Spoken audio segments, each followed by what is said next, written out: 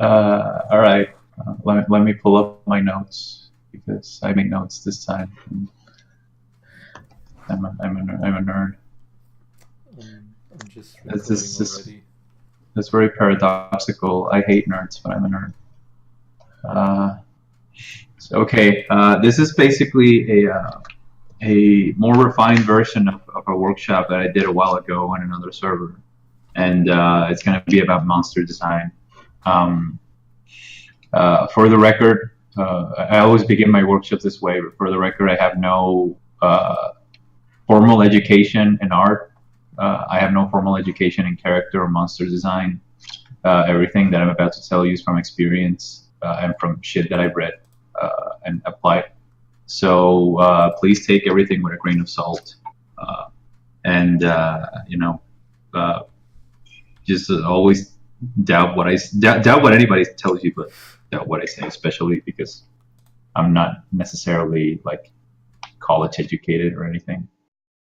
Uh, all right. First, there's a couple of things that I would like to talk about before we get started, and I'll just doodle some stuff um, while I'm talking, basically.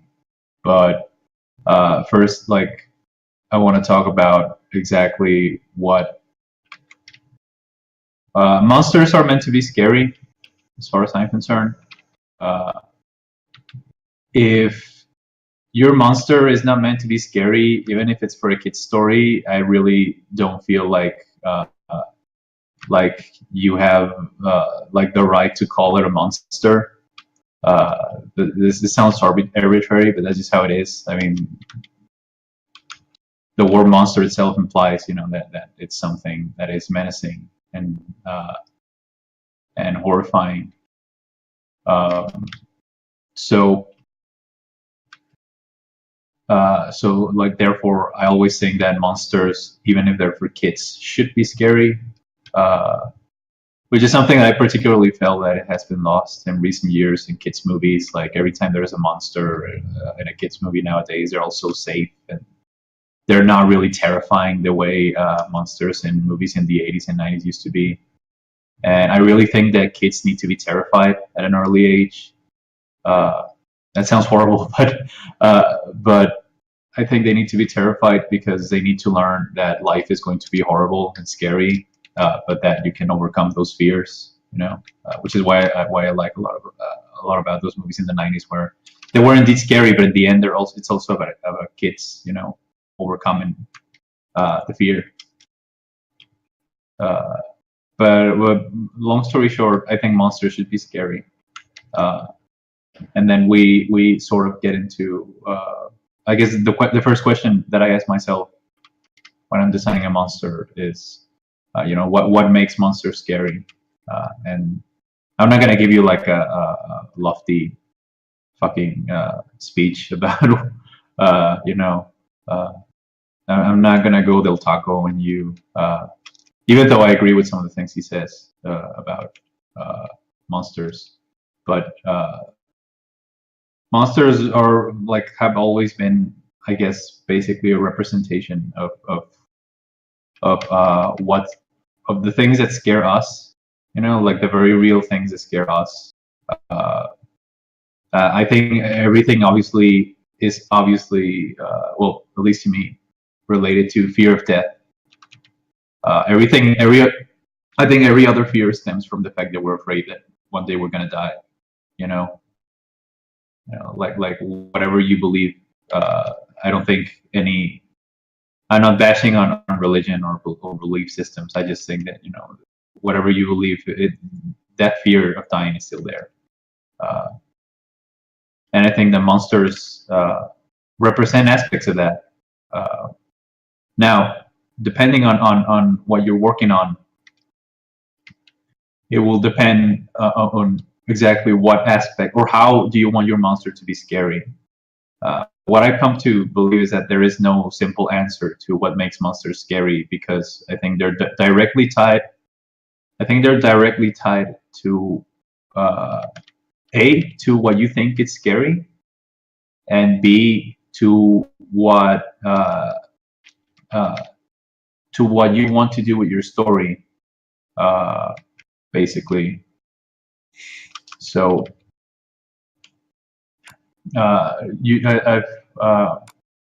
it takes me to the second point, which is what is the purpose of your monster? And that tends to be correlated with what is the purpose of your story or of your game or of your comic book or even of your movie. We're talking about movies. It depends a lot on what you want to kind of like what you want to represent. Different monsters work for different movies. For example, I mean, two very good examples. You have the Xenomorph in Alien and the Predator. Predator. And they were both very different monsters, to the point where I sometimes think that I don't understand sometimes the thought process that led someone to say, "Oh, we should pair up Alien and Predator." Like when I was a kid, I thought it was cool, but when I grew up, I'm like, these are entirely different monsters. They really don't make sense, and they lose a lot of their appeal they lose all of the scary appeal by pairing them together. It just becomes like tantamount to like Dragon Ball Z or some shit. No disrespect to anyone who likes Dragon Ball Z, but it's just basically like I feel that Alien vs Predator became basically who has the bigger dick. But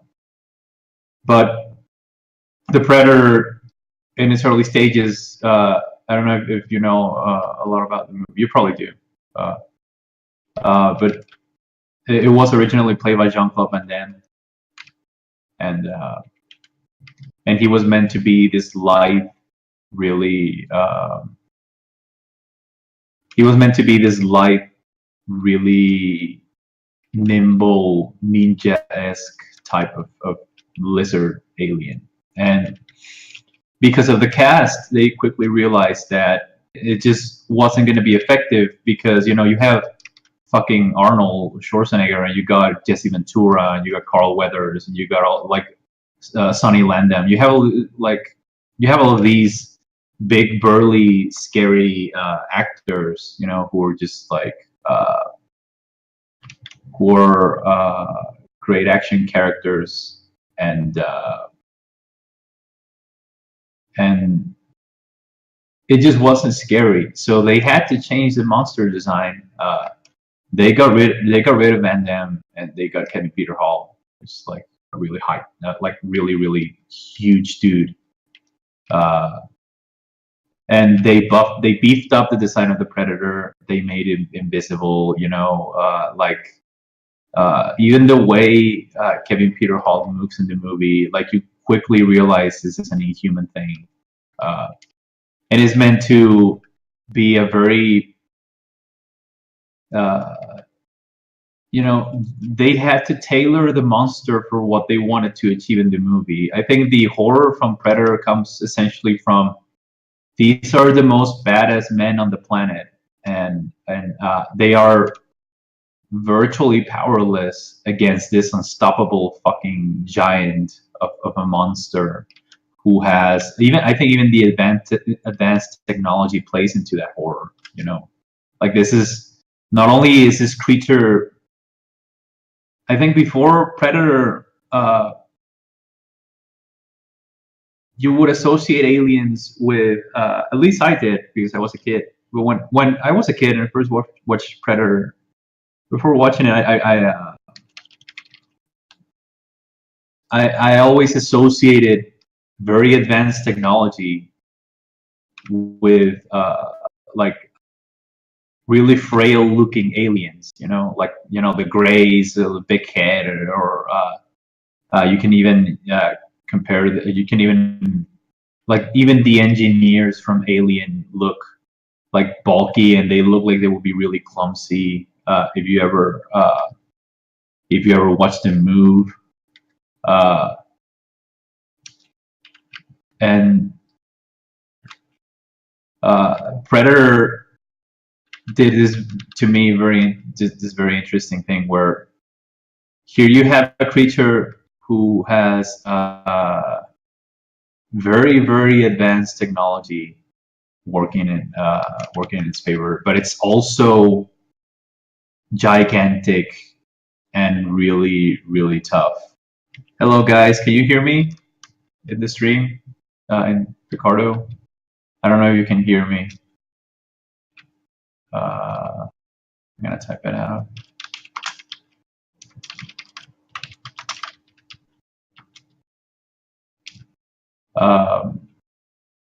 But my point is, like, even when you, like, I think the creature is very effective because when you remove all of the gadgets and the mask and the laser and all that shit, the cloaking device, it, oh man, that sucks.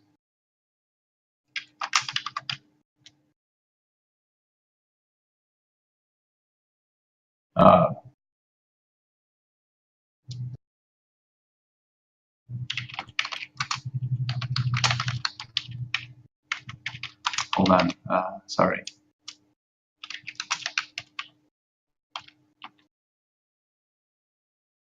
I think the monster design is very effective because precisely because when you remove all of the technology, when you remove everything that makes him formidable, he's still you know, an 8-foot giant with mandibles and you know, and claws, and he's huge, you know, like he ragdolls Arnold around, you know. And this was, I think, Arnold himself was used very effectively because I think by the time he was already, yeah, by the time he had already done Conan and Commando, like by that time he was already pretty well associated with the persona of the invisible badass. So he was also used very effectively, and at least it had an effect on me because I was a little kid and I was used to seeing Arnold just killing everybody by the score. And here you have him, you know, having to rely on his wits and his skill, you know, and ingenuity to defeat an opponent that was vastly superior to him. So that's one example of a very effective monster that was tailored specifically for the movie he was in. And I think that ideally you should always do that. You know, you should always, if it is a monster to be defeated, you have to tailor it. You know, you have to tailor the monster to the capabilities of the characters, and you also have to tailor the monster to you know, maybe the monster is highly conceptual. You know, maybe it's you know, maybe there's an element of the story in the monster. If we go all the other way around and we xenomorph, you know, there's an entirely different type of horror. It's a horror more based in the feeling of isolation in space and the truly unknown. Because in the end, you can sort of, going back to Predator, you can sort of piece together what this dude does. But I think what made the alien creature so effective and ultimately led to its undoing because of just how overused the franchise is that you didn't know much about it. And not only did you not know much about it, it was in the first movie it was hard to make heads or tails of what the creature was. And I think that was the most effective aspect of the creature, is that it is truly, I think it is truly the representation of the unknown, like the unknown at its most dangerous and hideous. And the alien uses something that I really like a lot, and that I think that the Japanese especially are very good at using, which is they instill fear through things that normally you would find safe or appealing, but they did it in a very creative way because Uh, it is not the first time that a horror movie employs the guise of sex to scare you, but it's always done pretty badly. Well, it's always I always thought it was done very uncreatively. Like even the first Friday the 13th, like even in those types of movies, I think it's very badly done. It's just like, oh, it basically means that if you're a horny teenager, you'll die, and that's just very fun. That's it's not creative to me.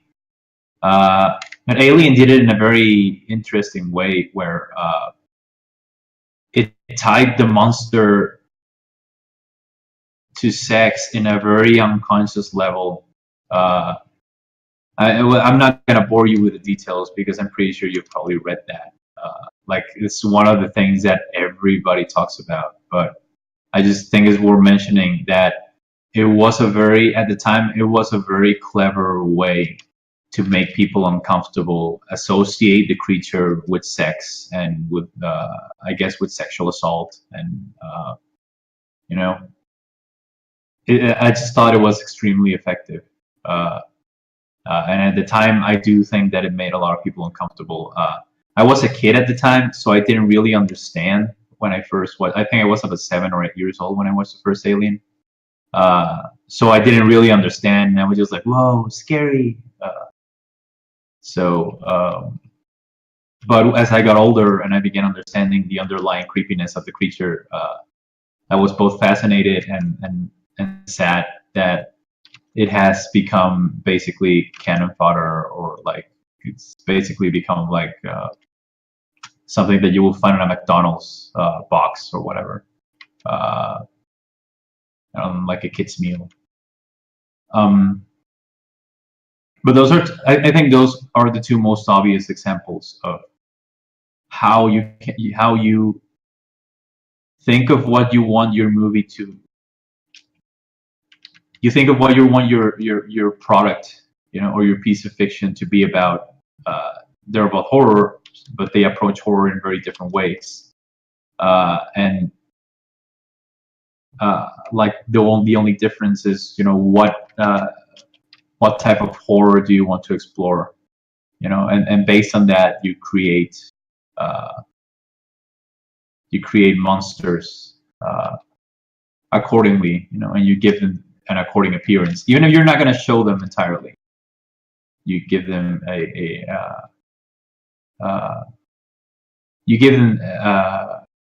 an appropriate appearance for the type of work that you're doing.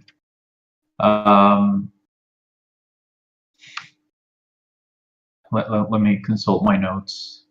All right. The next point that I wanted to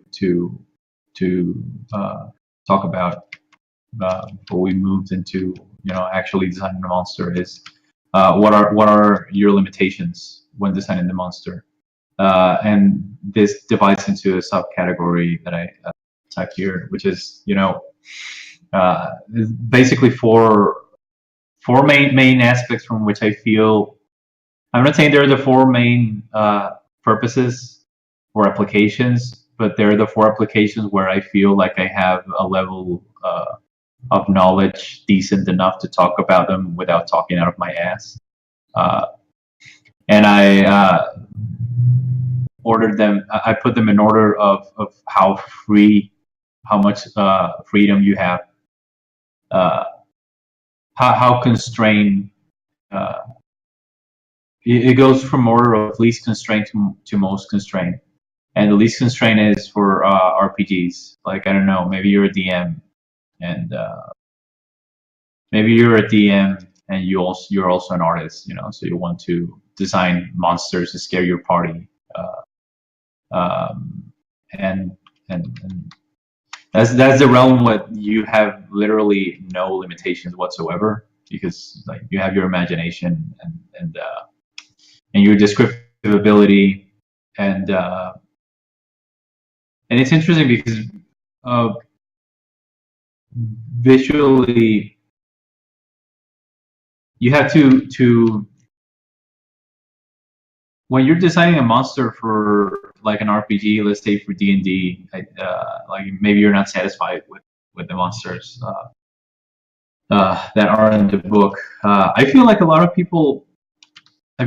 DMs gloss around the monster description. It's not a bad thing. It's just like it seems like sometimes it's just a little bit more than cannon fodder for the players, or they're more seen as a challenge. And I've always been like I always thought that monsters should be really scary, even if you're playing an adventure game. They should make the players feel something. So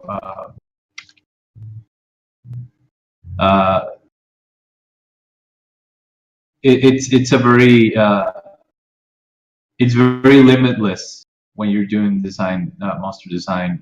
If you're, I know that I'm that level to design my own monsters and draw them as well in D&D, like to show them to my players after they fought them, or before if I just can't resist it. I kind of like this critter, actually. I may pit the party at some point against it. I kind of feel like this type of creature would either live in the sea or in caves, and it will be very silent, very, very silent.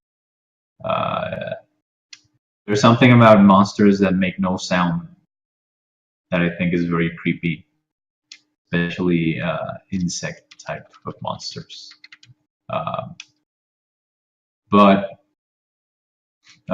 this is why I think it's important when you're designing a monster, like not just focus on the numbers or on the stat block, you know, because that's not really what makes a monster scary. I think that you should be very thorough with the description of the creature when they first see it, and try to think about how it moves, try to think about what types of noises it makes, and based on that description, you should make your illustration. And because you have very little limitations other than the constraints that you set for yourself on the story, like maybe it's another water adventure or something. Oh, well, maybe the monster should be a type of sea monster. But that's the thing. You really don't have limitations other than the ones that you set up for yourself. And therefore, the only limitations that I think, like the baseline limitations that you should have, are almost similar to the ones in comics. But with comics, it gets a little bit more complicated. I'll go to that in a bit. But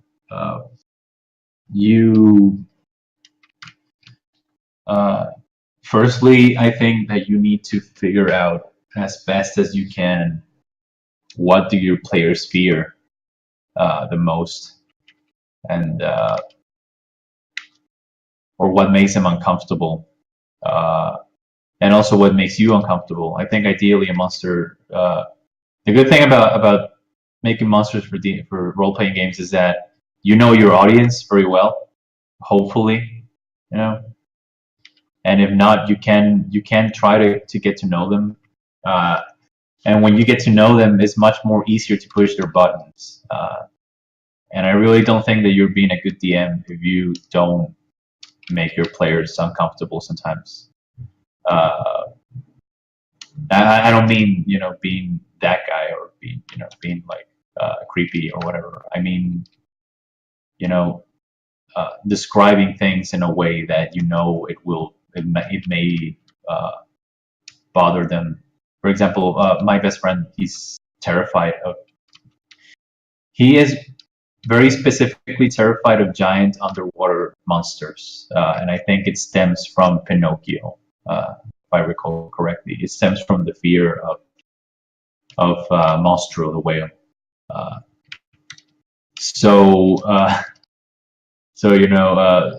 I use that against him during games. I try to, when I really want to scare him, I tap on that fear, because I know that regardless of the character he's playing, there are some things that are always fundamental, and I don't think you should refrain from in some way emotionally manipulating your players into being scared.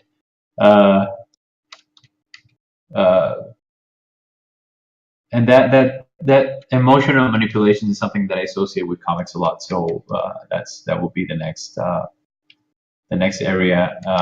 Again, you have very little limitations in comics because you don't rely on a budget. You don't rely. Well, I mean, the art relies solely on your skill level. So how weird or outlandish you want the monster to be is entirely up to you, and it's entirely up to your skill. I do think though that when it comes to comics,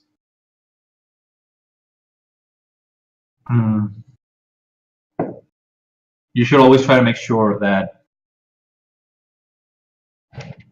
you should always maximize the impact of your monster in every page, and because comics are a much more, it is much more harder to hide things from the reader than it would be in a movie, because the reader can just simply skip. This is why I think comics are emotional manipulation, because nothing stops the reader from skipping to the last page and just spoiling himself the ending. So what you do is you try to invest him emotionally in the characters on the first pages, so they don't do that. And like by the same token, I think that one should be when you're designing monsters for a comic book, first you should decide what type of monster it is and what purpose does it serve. Maybe it's a cannon fodder monster. Maybe it's a type of like goblinoid, and it's just going to be killed by the score, by your players. By the characters, or maybe it's but like maybe it's a giant monster. Maybe it's a really hideous creature that is stalking your characters throughout the entire duration of the comic. So you should be very sparse about your monster design, and you shouldn't reveal a lot of it right away if it's just gonna be one monster, I think. And you should always assign monsters in a way that it's interesting, that its parts are interesting enough. That when you see it, like maybe you will see only part of the monster in a small panel, and the monster should be designed in such a way that any part of the monster is interesting or it leads to questions.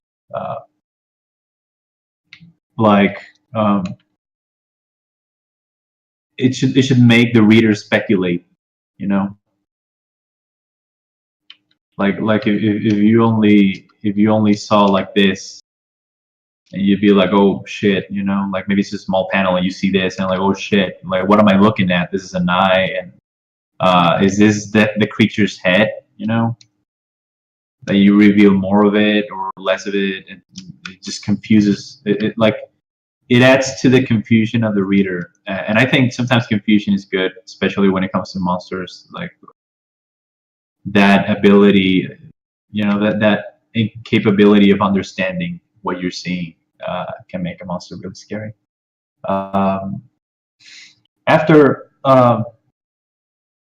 comics, it comes video games and film, and this is where the limitations really start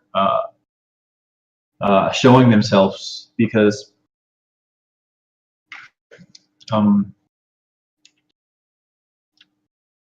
this is where you have time, probably time and budget constraints, especially in movies, but I would say both. When you're doing design for a video game, for a movie, there's always going to be the issue of how much time you have and how much budget you have, and can you make this work. So practicality begins being a factor on whether or not the design will work or not. Like maybe you want a monster with 10 limbs, but the amount of money or material, that, or time that oh god, sorry about that. No, the amount of time that you have to work on the monster, it just may not be sufficient time. You may need to do something simpler. So yeah, it's always good to take into account, when you're doing a design like that, it's important that you take into account any limitations that you're given by, I guess, by the producer, or by people making the film, and keep account of try to keep an account of what. So sometimes people are idiots, and they want something that you kind of know it can possibly be done, but that's on them. That's on them already. It's not on you. But if you have any sort of control or say in the process, always, I think you should really always keep in mind that you should always keep in mind any time or budget constraints that you might have, or that the production itself may have when it comes to monster design. What else?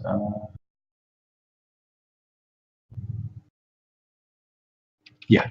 So sorry, I was looking at my notes, but so basically, it's a very roundabout process, I guess. It is kind of how I do it when I think about when I'm thinking about monster designs. It's how I basically approach it, step by step. Like, I mean, I've done it for a while now, so it seems almost making it like I still go through that process, but I go through it really quickly sometimes. So it may seem like I don't do it anymore, but I really do. And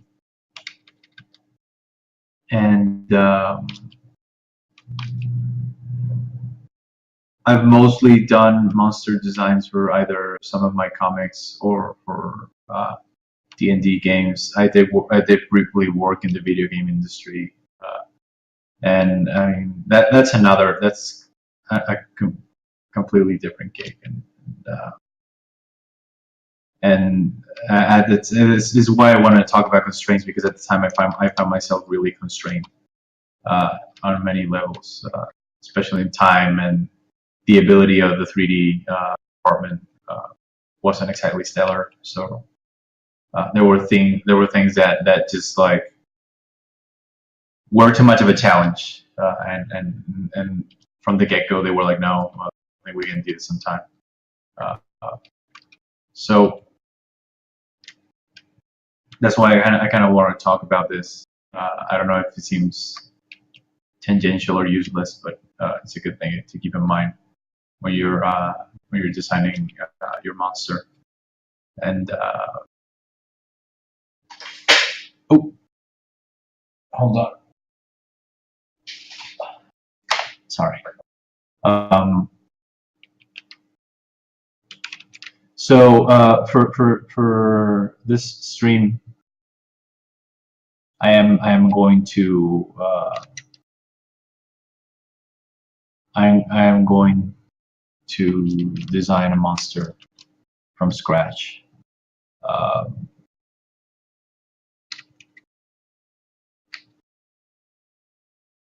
I just got a little carried away here drawing a predator.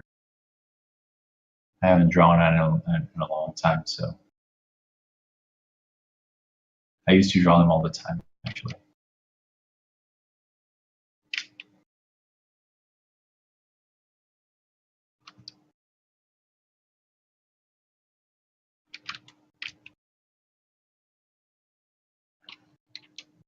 Okay.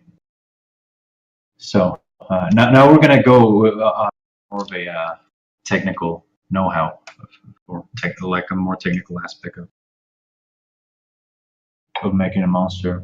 Hmm. Let's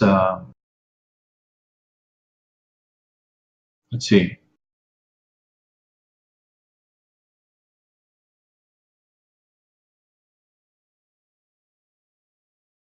I should have thought about this part more, but all right. So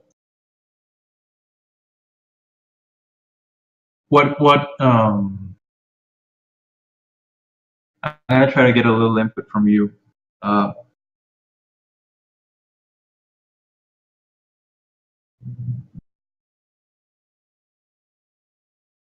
um, I'm trying to word my question.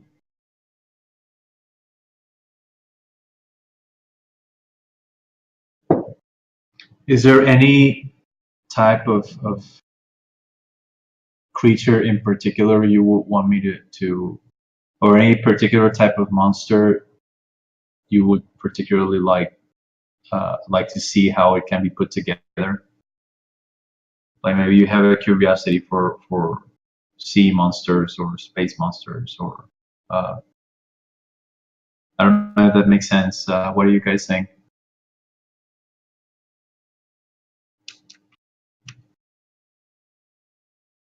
Can you hear me at all? Oh, something ghostly. I know what this is.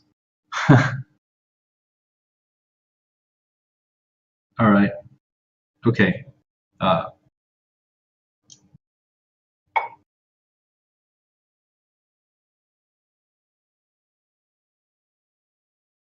all right. Um, let's assign a ghost. How about that? Uh, let's make a ghost. Okay. Let's try to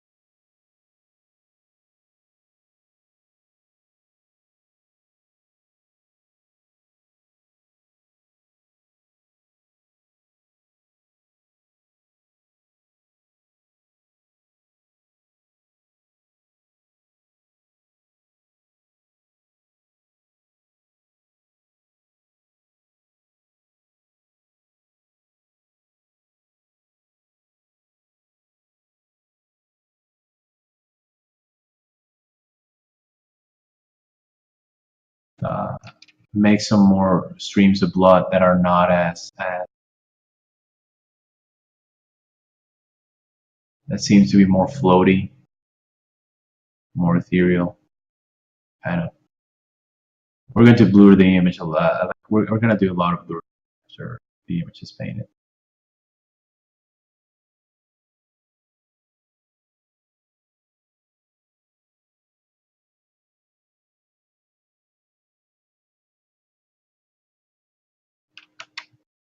Maybe we can also suggest through the drips that they are kind of floating around her.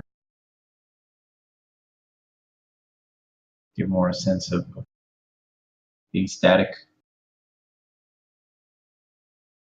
Now, I'm generally on the fence on whether ghosts should look.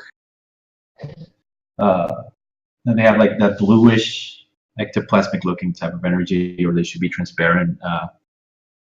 I'm gonna go a little bit with. I'm gonna go a little bit with some maybe sand or yellow colors.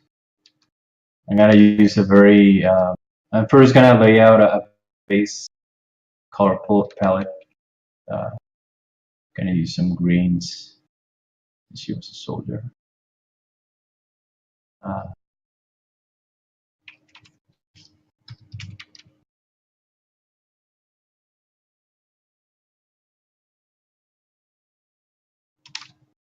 Very basic.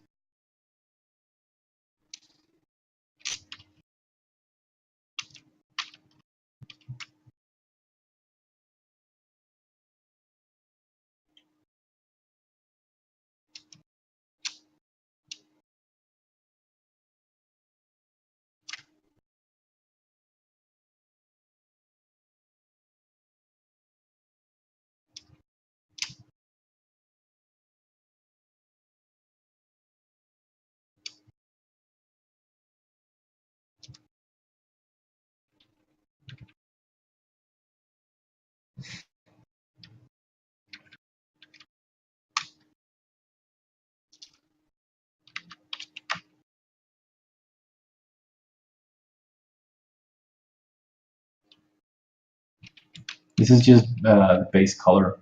I don't like to just make a ghost like blue, you know. Like I would rather, like I don't like to lay down a blue color scheme or a gray color scheme or whatever from the get-go. I much rather work on. I first want to do a base color palette and then work my way to something more desaturated or bluish from there. I just feel it doesn't make any sense because it's not natural, but it just feels like it makes it natural to me to do it that way. So.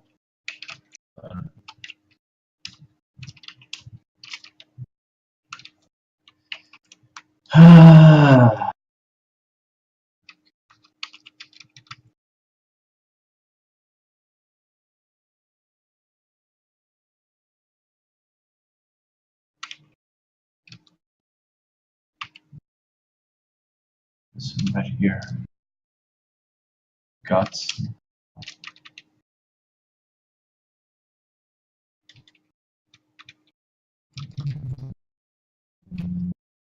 This is just baseline color, so in fact, I think I'm gonna use a rougher brush for this. I want to highlight some of it.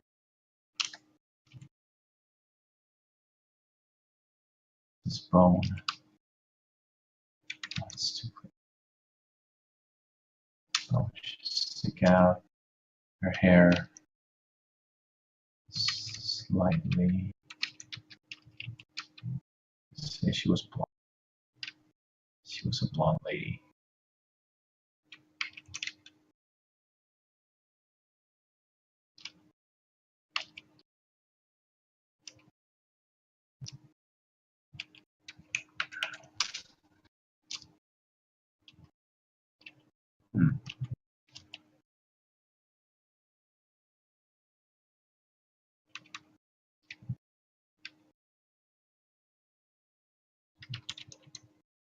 This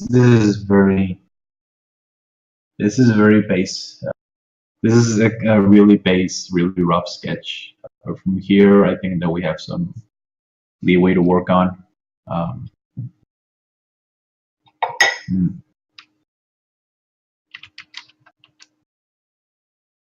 So, I'm gonna play with the colors a little bit. I'm gonna make it a bit more bright, and I'm gonna desaturate them. And after I desaturate them,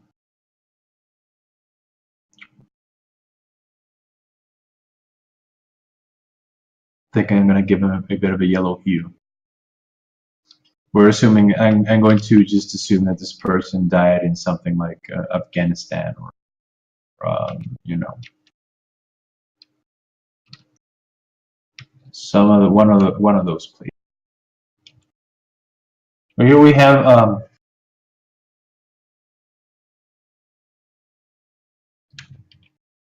a sort of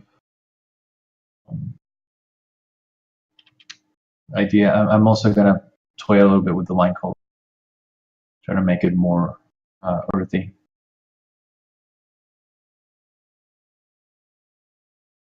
I'm consciously trying to avoid using blue or gray or like she's a desert themed ghost, so I'm gonna try to keep two warm colors. Maybe in some way make her seem like she could blend in with the sand. Okay, this is our this is our main design. I'm gonna merge it, so now it's all one shape. And I'm gonna begin working on it more closely. I'm gonna use a dirtier brush. This brush, it's kind of like a watercolory brush, or that's what it's supposed to be. I don't really use it, but kind of begin uh, rendering her a little bit.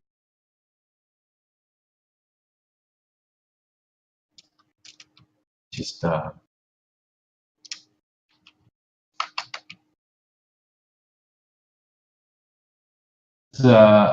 guess more related to technique, but I tend to use the tones that the lines give me when overlapped with um, with the clothing to complete the color scheme. Once I have laid down the colors, I try to not stray away too much from that.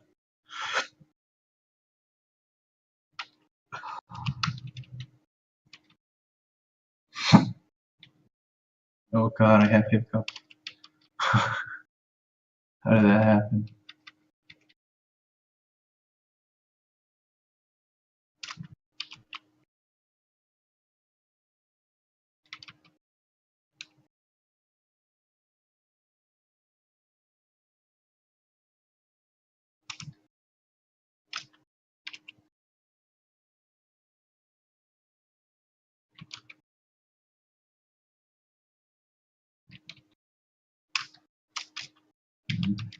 Gloves need to be a little darker. Still need some contrast in there, even if it's a ghost.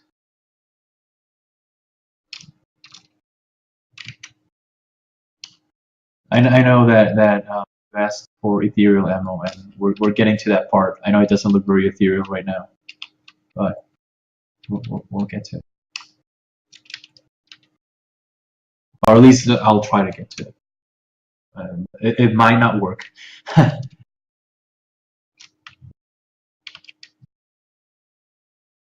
we'll try.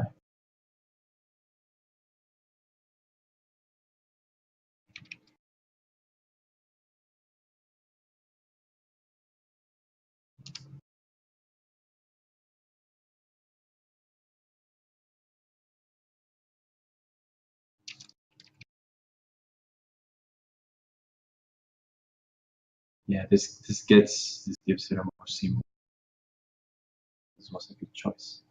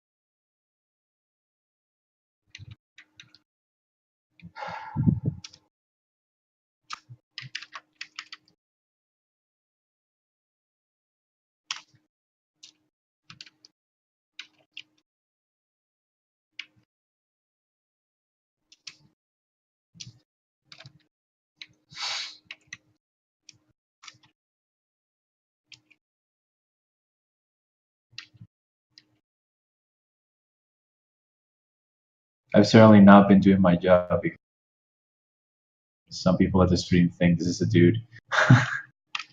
So, strike number one.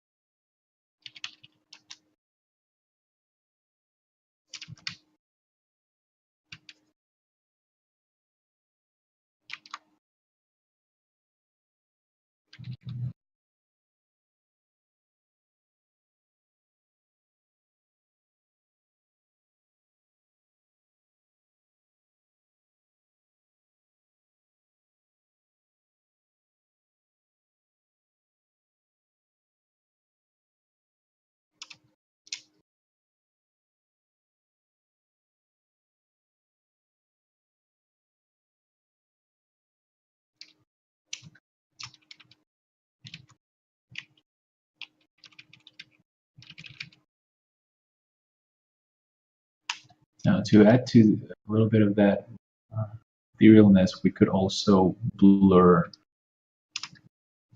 some of the shapes of the ghost herself. You know, I feel like it will also help with a bit of that fuse feeling.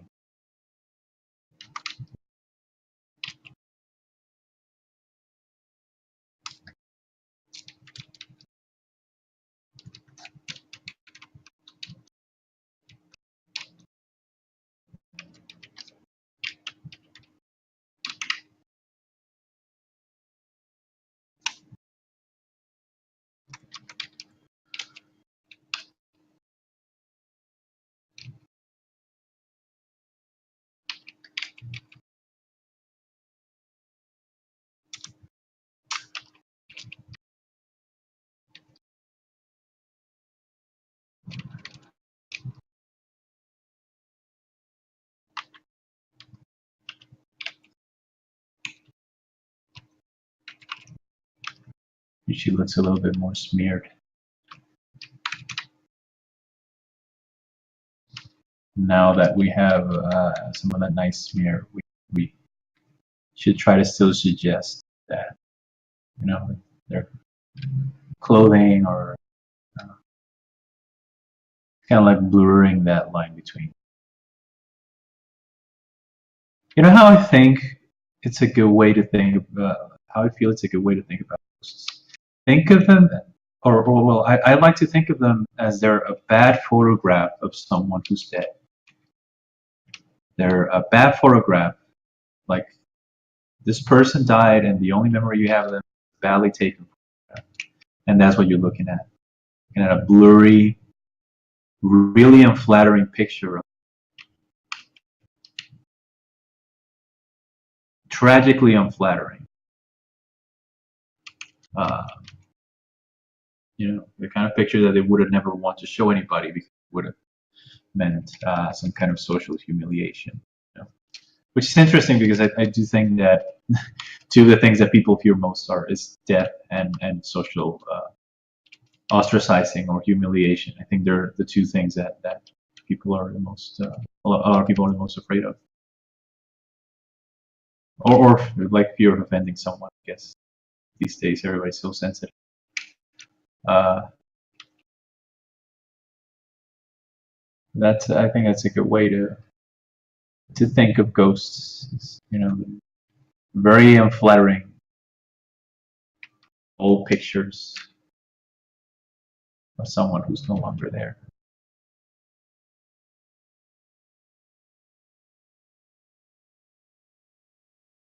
I think ghosts are challenging because they have to be scary, but depending on what type of story that you're doing, they may also need to evoke sadness, you know, and that's valid. You can create a monster that is both uh, you can create a monster that is both scary and and evokes some sort of pity. In fact, that will make the monster even more dangerous because you know pity will lower your defenses a little bit, and it may indeed be suffering, but it doesn't mean it's any monster.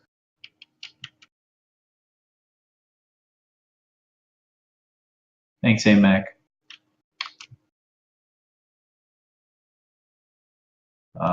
But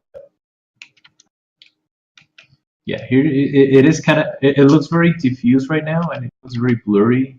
Like it doesn't really look very detailed, but I think that the important thing to keep in mind here is we should keep some areas diffuse, and I think what we can do to mitigate that is make other areas very detailed to kind of mitigate not only to mitigate that factor, but also to accentuate the parts that are blurry, so to speak.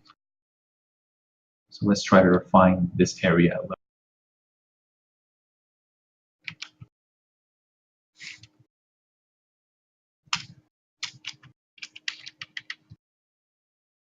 Here, obviously.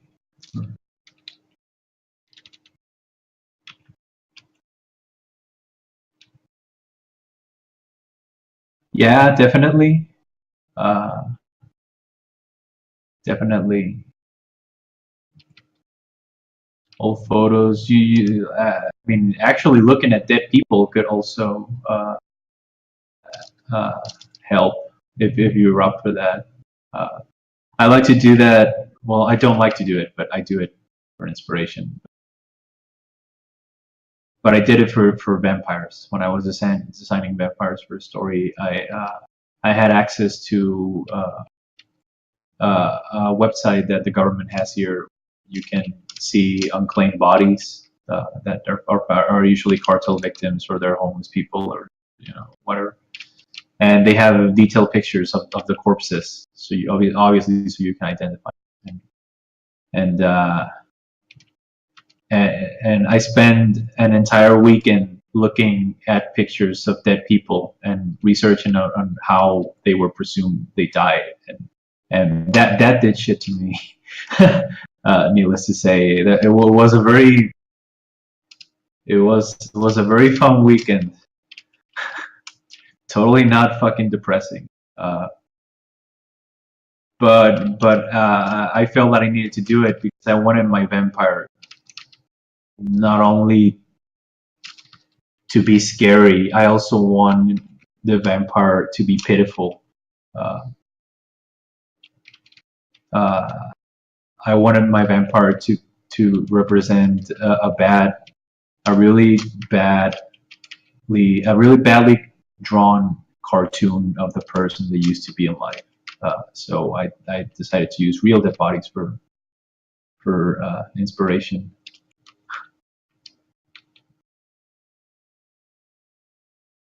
Yes, only for inspiration. No, no weirdness there. Uh, but yeah, it was uh, it is the thing that will uh, that sometimes will fuck with you. If you're not someone who thinks about death a lot, I think a lot about death. If you're not someone if you're not someone who likes to think about that a lot, you're gonna have a really unpleasant time designing ghosts. Because they will inevitably make you think about death, about your own and that of the people you care about. And I think ghosts in concept. Another thing that I always keep in mind when designing ghosts, which I don't do so often, but when I do, I really try to get into it, is that essentially I feel that what should be more tragic about ghosts is lost time. Like I think that, like I don't think that my beliefs notwithstanding, I think if ghosts, if ghosts exist, if ghosts were to exist, I neither denying or confirming the possibility. I would say that it's very likely that people who die of old age like people who die peaceful deaths are not ghosts, or people who don't have any kind of. I feel like a ghost would be someone that feels in some way, either consciously or unconsciously, they feel that they did not make the best use of their time. Because regret is essentially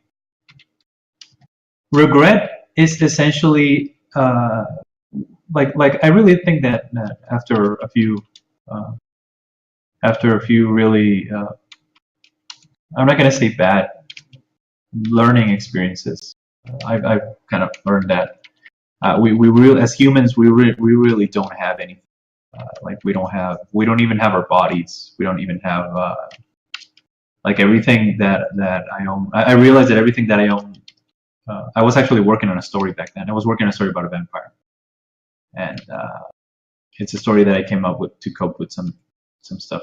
And the conclusion that I learned is that it was both. I think it was more of a positive, but essentially realizing that I really don't have anything. My pets will die, my loved ones will die, my clothing will rot, my house will eventually, won't be able to stand on its own. The very hair on my head will one day be frail and fall down. And it made me realize that I have nothing. But then I realized that I do have something, and it's the only thing I have, and it's time. Is the only thing I feel like is the only thing that we really have. Like all we have is time, really. Is the only. Is truly the only thing that matters, in my opinion. And it was at a time where I was very worried about working all the time, and I mean, I still have that reflex, but I try to actively make time for myself and for the people I care about more now. I try to cultivate that habit, because I do think that life is way too short to not say or do the things that you want to do, or to not want to spend time doing what you want to do, or being with your family, your friends, or your loved ones, or whatever. Life is way too short for that. And I feel like ghosts in some way resent that. Like if there were to be ghosts, I would feel that the reason they're here is because they felt like they somehow wasted or misused their time in a manner that is so catastrophic to them and so tragic that they cannot let it go. And they cling to life, I guess, trying to trying to find those moments that they lost, and obviously and tragically being unable to, because you know, those moments are gone, and their chance to do what they wanted to do or say what they wanted to say is gone.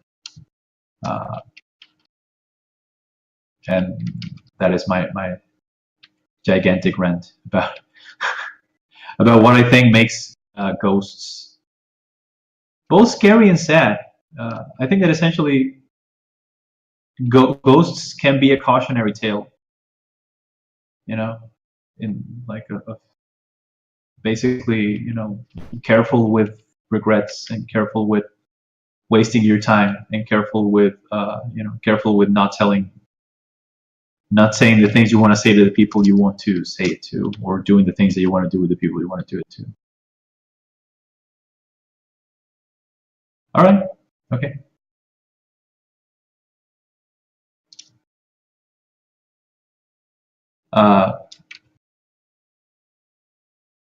So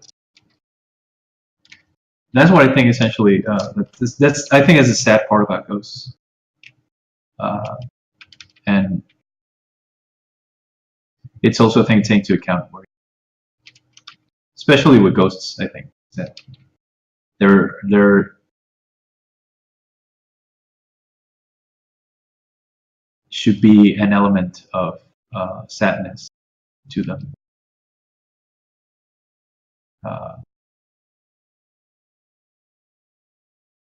And like there should be that element of regret.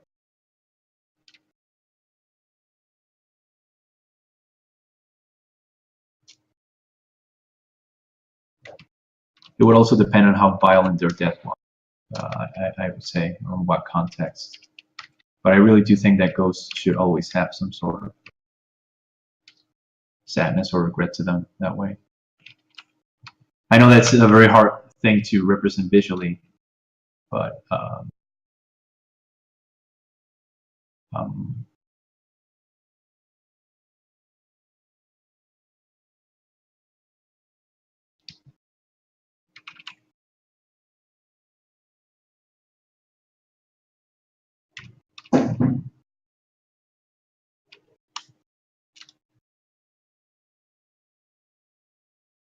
there's still like there still should like maybe it's not something easily represented visually, maybe through the ghost's actions or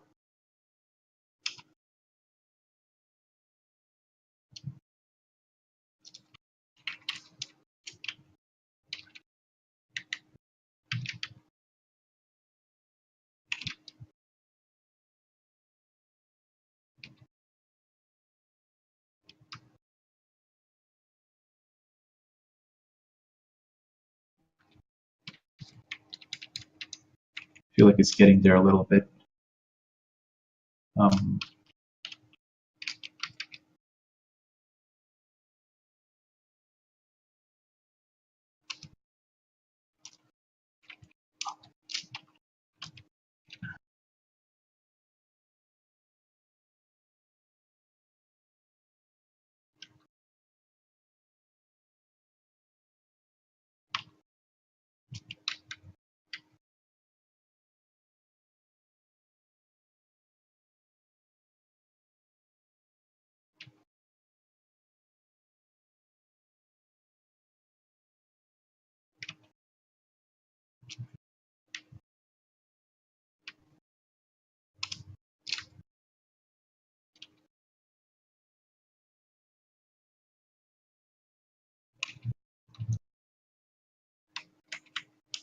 Since we agreed that this is a very selfish person, I really think that her expression should appear as hollow as possible. If it maybe was someone who was not selfish, or who was, you know, maybe she could have a more expressive, like she could seem a little bit more in anguish. But again, going back to the lost time thing, regret, I think being a selfish person, it might just manifest in an animalistic craving for life, or an animalistic craving to be able to have another shot. So I felt that it was appropriate for her to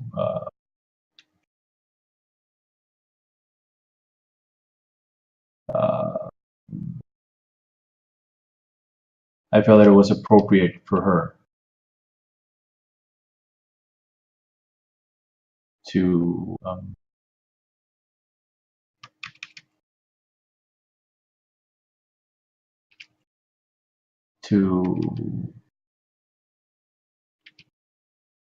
to have, you know, almost kind of a blank animal expression to her.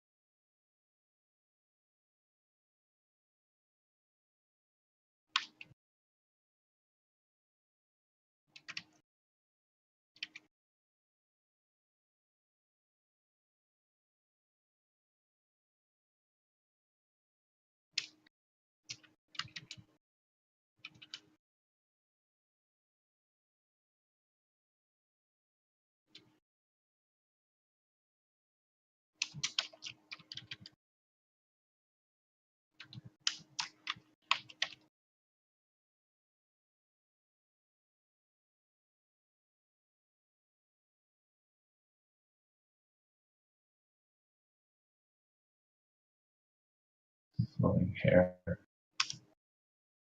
One thing that I feel is not sufficiently explored with ghosts is particles, pieces of their body floating around, you know, circling them like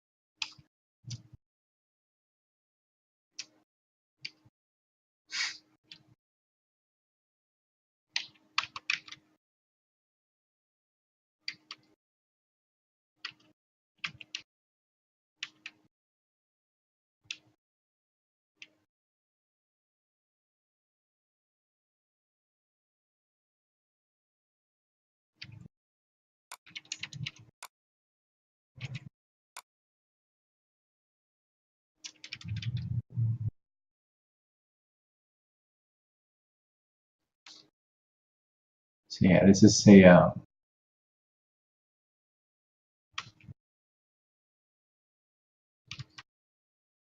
I really try to stay away from vengeful ghost concepts because I don't really see her as vengeful. Again, I'm trying to play on the whole selfishness, regret thing, uh, lost time, and craving, animal craving for life. Uh, I think vengeful ghosts have been overplayed a little bit, so I wanted to do something rather different.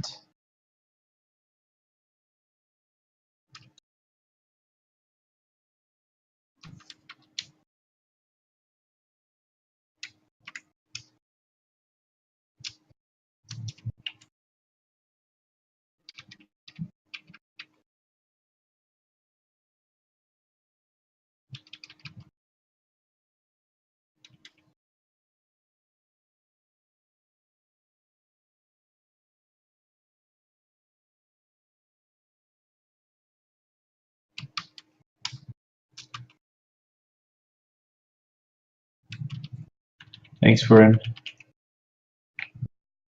Yeah, there are things that I feel are just easier if I do them in the render and not during the line process, like that. Like you just use a brush.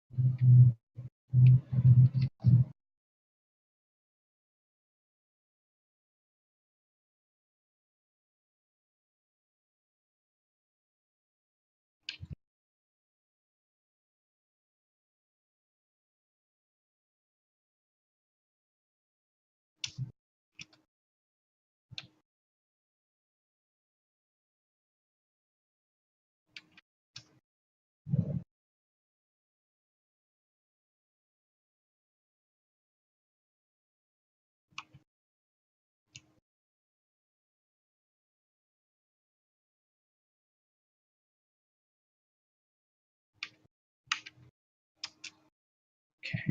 I think it's better if we twist it a little bit like this, and trying to find a way to convey that it is some sort of ghost.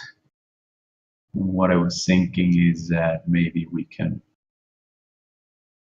blur the lower part a little bit, although it doesn't really look good.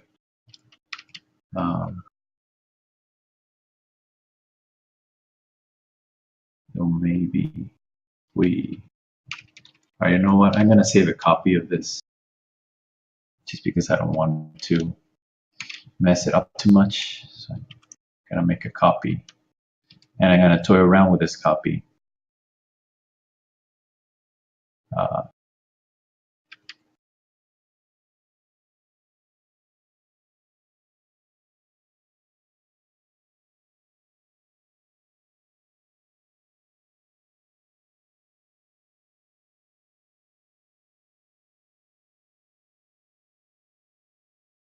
Yeah, no, I don't really like this.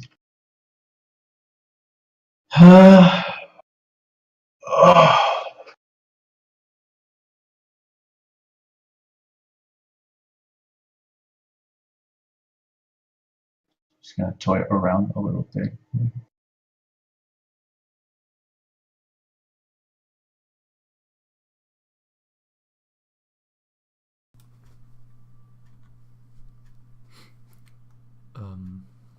Yeah. Mind if I ask some questions, maybe? Yeah. Go ahead. So I wasn't around for some of the part where you did the first monster, so I don't know if you answered this. But have you talked like about your influences in like specific design stuff? Because when I see your monsters, I see a lot of animal skeleton stuff and big heads with tons of hands around them. I mean, maybe you just drew that one once, but I remember that one clearly. Oh, okay, yeah. That was one particular ghost that I did, right? Yeah, and I think I have the image saved somewhere. But Yeah. that one was really cool. It seemed kind of Japanese, but I don't know if that was like an influence of yours. So I remember I had an idea for like the hands came from somewhere. I'm just having a hard time. I'm just kind of having a hard time remembering where what because I do seem to remember that it was a monster that I had designed for a specific idea for a story I had, and the hands had they indeed had a purpose or a concept. I just don't I just don't remember precisely. I just don't remember precisely what it was. I made that drawing a long time ago, Yeah. but I remember very clearly having an idea. The hand was there for a reason. I just don't remember. I honestly, God, don't remember what it was for. Maybe I if I try to revisit some of my notes, uh, I might. I might find out something about it, uh, but I would really, yeah, I would really need to go through them. Uh, Yeah. No God, worries. now I'm gonna be thinking about that. Oh, I can post it in voice chat just for people who Yeah, don't know what I mean.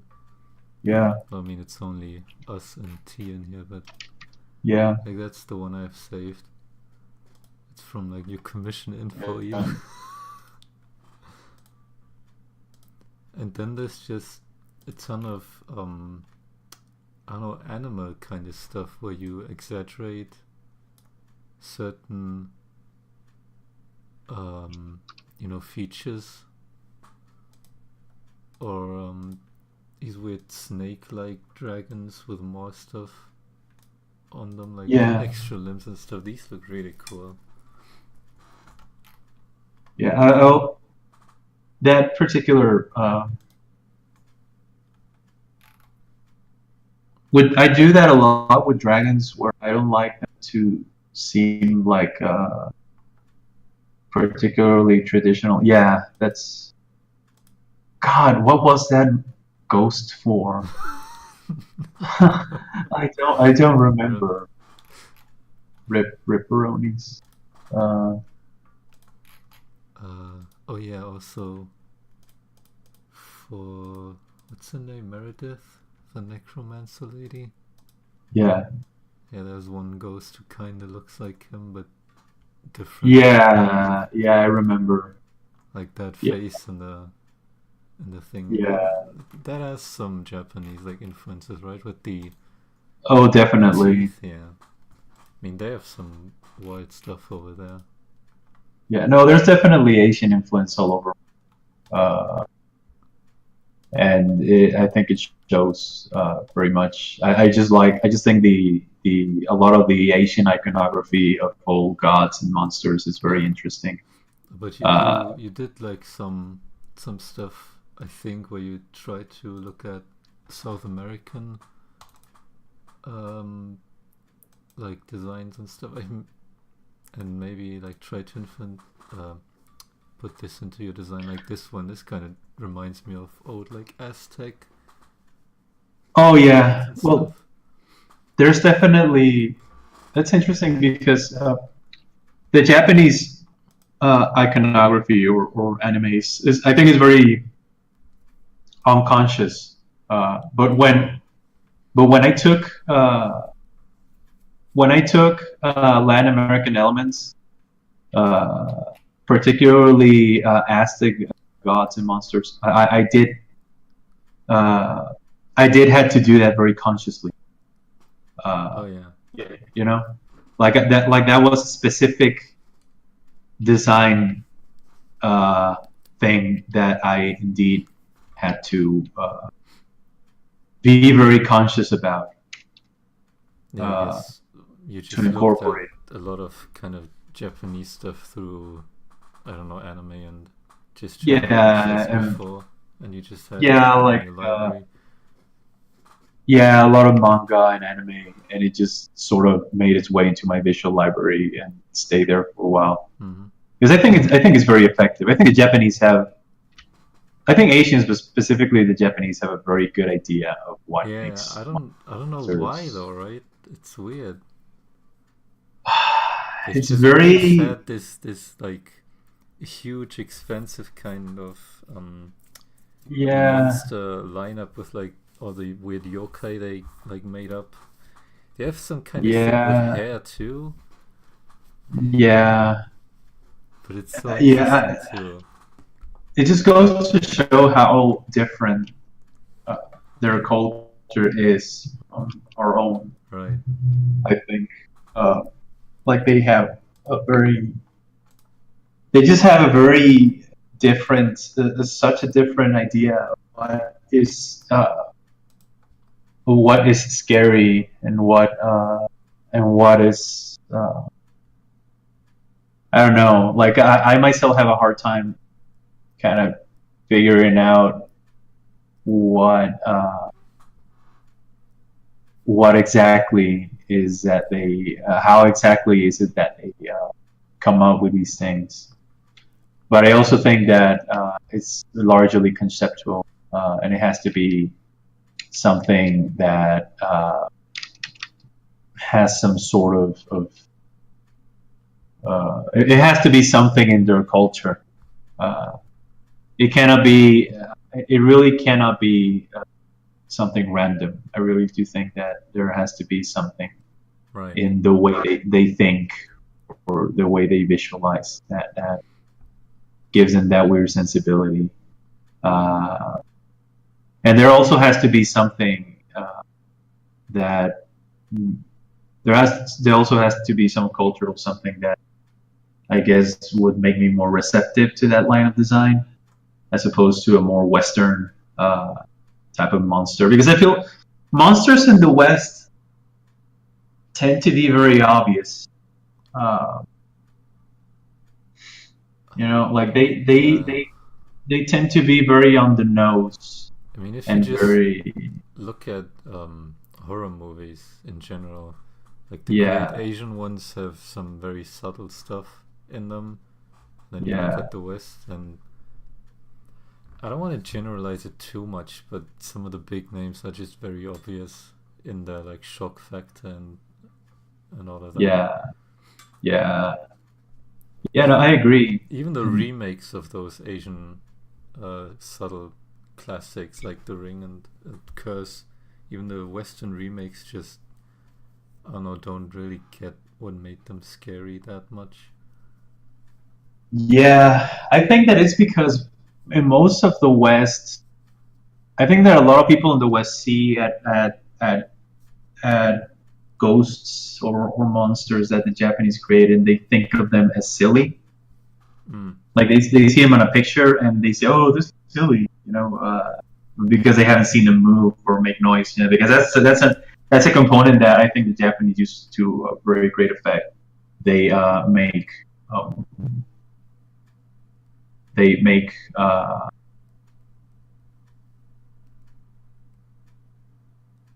I feel like they make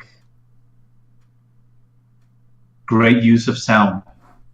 That sound is a huge component Huh. of what makes their monsters scary, or ghosts scary, and they use it to great effect. But and that's why I think it's scary. It's because they're not very much on the nose the way. I think a very good example of that that is not even Japanese is Pennywise because Mm. All right. this one I think this one's done by the way. Looks great. I like the like was it like sand or something at the feet? Yeah, yeah, it's kind of like sand. Yeah. Uh, I think I'm just gonna add some highlight, but uh, I hope T Maybe. comes back. I hope T comes back soon Yeah. Yeah. because I'm thinking of either doing a Q&A or Yeah. Maybe give the eyes some glow. I like glow on eyes. I don't know. What do you think of glow on I think eyes? I like them. I think we could afford to maybe not glowy, but or yeah, like some sort of fire to it, like this. Maybe like the kind of light that the eyes give away when you're taking a picture at night. Oh yeah, back to the picture thing. Yeah. Hey, that's a cool effect actually. Now that I think about it, like those glowing weird eyes. Thanks. I mean, if you think about it, when you take a picture of like a dark room and in a corner someone is standing there, yeah, you take it like with lightning and then whatever it's called, with a flash, sorry. Yeah. And then just in the picture itself, you only see like those two dots. Or when you take a photo and there's a cat somewhere and you didn't notice. Yeah. Yeah, and that lines up with the whole back picture of the person. What else did I want to ask? Should I wait until T is back? I'm actually here. She's well, welcome back. Hey, I wrote in the voice channel, but I should have tagged you. No, sorry, it's. Oh no, you didn't miss anything. I just talked a bit because. Did you get your food? Yeah, I'm back. Okay. I actually thought about a few questions that I wanted to ask you. Yes. Go ahead. Then. Yes. Go ahead. But they're a little bit specific, so sorry if they're not about. No. Go ahead. All right. So I was wondering, you've mentioned before that adding a feature to a creature should be something that you think about, not something that you just do. So you can't just. I mean, technically speaking, you shouldn't be adding extra eyes if you're not sure how that would work, and how they would be seeing, etc. Yes.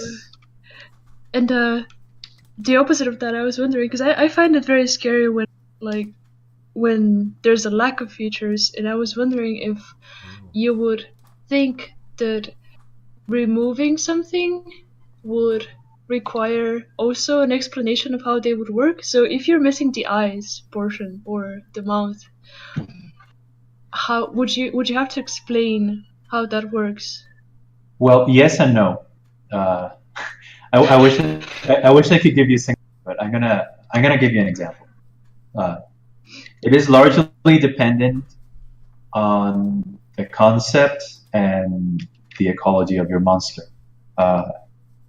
For example, if you let's talk about it. I mean, we both like RPGs, so let's talk about it in terms of D&D. If you're designing a beast or even a magical beast, it would necessarily have to obey the laws of conventional physics, right? That are found in the game world. So let's say that you're designing a monster. Hello. Hey. Hello. Are we Hello? doing Q&A? Hello. Yes, hello. We're doing workshop stuff. Sorry. So. Oh, still? I thought it was over. No, it's still. Okay. I'll just leave then. Alright. Okay. So let's say that you are designing a monster that is more conceptual than. When I say conceptual, is that it's a monster that is more dependent on a concept that is not physical, right? So you would say, well, maybe adding extra eyes to a monster that is a beast or a natural creature would not make sense if it doesn't use it to see. But let's say, for example, that you're designing a demon, right? And demons, at least in my understanding of for example, in the game setting that me and my friends have, hell is part of the astral realm. And the astral realm is this mirror universe made of will, emotion, and memory. So it's not constrained by any unidentifiable laws of physics. And because it is not constrained by any identifiable laws of physics. What determines the shape of what you find there is virtually based on humanoid emotions and memories and concepts, you know.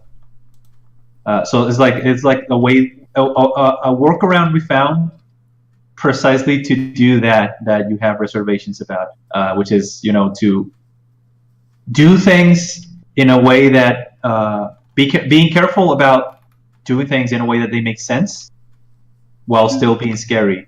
So, for example, you talked about removing features, and that is a very scary thing. You know, that can be very. I mean, one of the reasons the xenomorph is so scary is because on first appearance it doesn't seem to have eyes, right?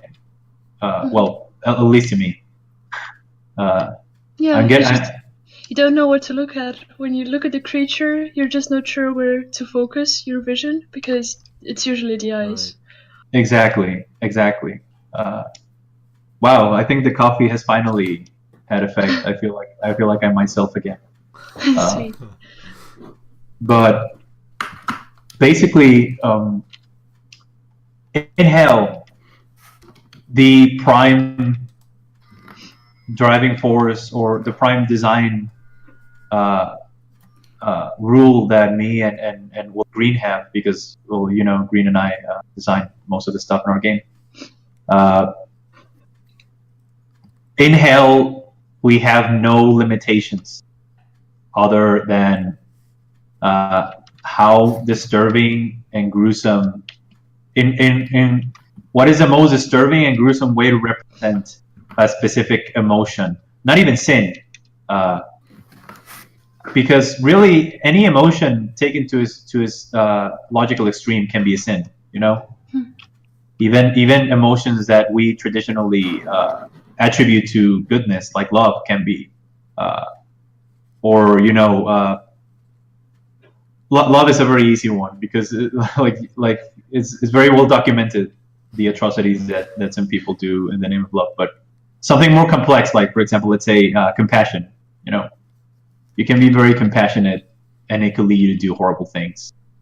And that's kind of the idea that we have with Hell. So, for example, in this particular drawing that I'm doing, not only am I removing the eyes, not only am I removing a feature, I'm adding a feature that both doesn't make sense, and hopefully, and you will both agree or disagree with me if I fucked up, but I would say it looks painful as fuck. Oh, yeah. I can see that.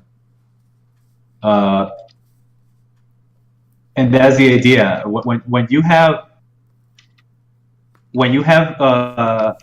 like, yes, I did say that it would have to make sense, but depending on what you're going for, you have more or less freedom to toy with that. And removing features, I'm actually very glad that you mentioned that, because it is a very, very, very effective way to scare someone with a monster if they lack something fundamental. Yeah.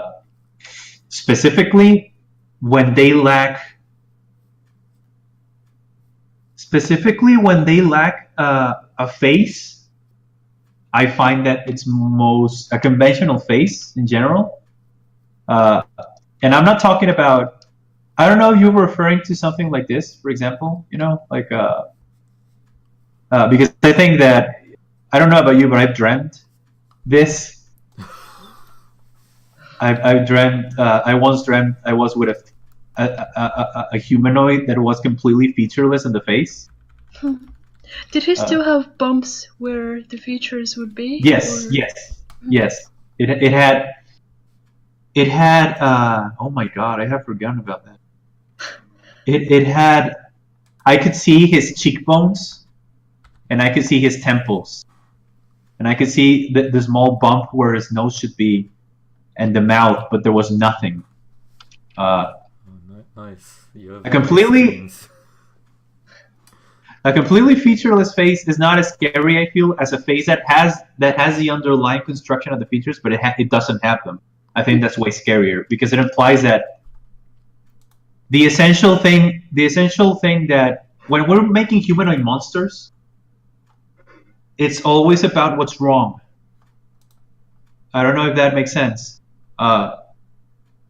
Human monsters, I feel, are in some way the representation, or the way we represent psychopaths and serial killers, for example.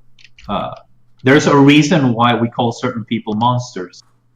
It's not just language is not just something whimsical, or it's not just some societal constructed thing. It has a reason. There's a reason why you call someone a monster when they do something that is particularly heinous, or against what you believe to be a set of morality statutes, I guess. How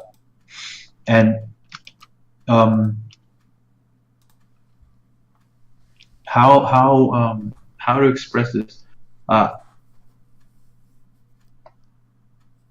Have you ever I think this is a good way to exemplify. Have any of you ever been around someone that you suspect is a psychopath? It's not. It sounds very dramatic. It sounds very dramatic, but psychopaths are not really that. How can I explain this? Do you mean being around someone that has something in them that ticks you off a little bit? Yes, kind of. I mean, so it's we have this conceptualization of psychopaths that they're like, Hannibal Lecter, for example, and that's actually not. While there are certainly people as monstrous, or even more than characters like Hannibal Lecter, most psychopaths, psychopaths make around the statistic is kind of warped, but everybody usually agrees on a rate of less than 1 to 4% of the general population. So it's very, very likely that in your life you have once interacted with a psychopath. They could be, they could be your Uber driver, or the old lady, the nice old lady that lives next to your house, or being a psychopath does not necessarily mean that they will be a violent criminal, or that they will be. In fact, chances are that if you ever seen a doctor, you encounter a psychopath, or a lawyer, or very, very successful people tend to be psychopaths. I would think that being so cold-blooded could also be an advantage if you're trying to aim for a more technical position, like a doctor or a lawyer. It is. There are arguments that have been made in favor of the idea, like not in favor per se, but explaining that psychopaths are an evolutionary, kind of like an evolutionary mechanism that some organisms take in order to be more successful. And what I was going with this is that when you're creating a humanoid monster, especially one where you want to remove the features, which is what I assume you were going for, it's always about what you find wrong or unsettling.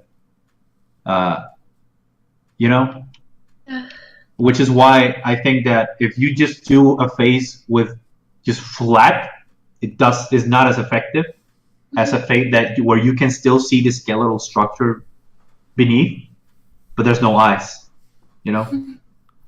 Or there's no, you see the bump where the nose should be, but there's no.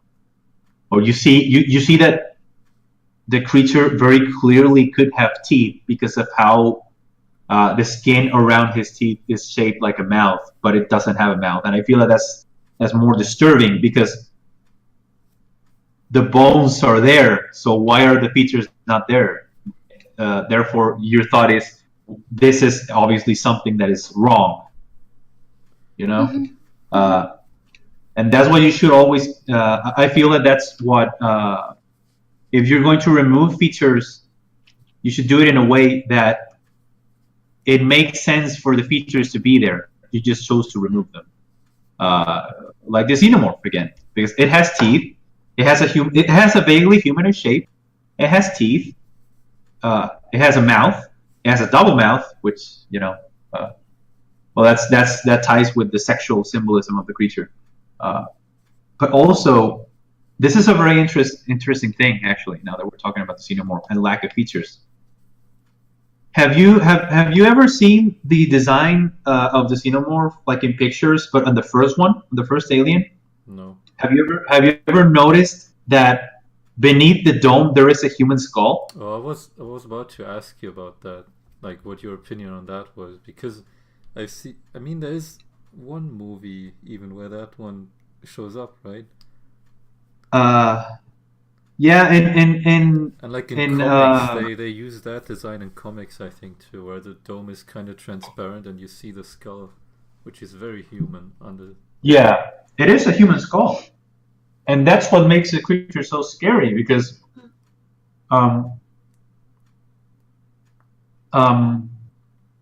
because you see the dome, so you don't see the eyes, so you really don't know how to like T said, you don't know how to react. Yeah. Even though the creature looks very clearly hostile, it looks like the kind of thing you want to be away from fast. But the eyes make it sort of confusing, because you don't know if it knows you're there. But even more disturbing, one of the things that is also very disturbing about monsters is when they have something that is human, but you have to be very careful about what you add. And I think it also ties a lot with the idea that it goes back a lot to the idea of psychopath, because in a way, I feel that the xenomorph is also such an effective monster. I'm gonna draw one just because I don't want to bore you. It's quite interesting. So, but yeah, drawing would be cool.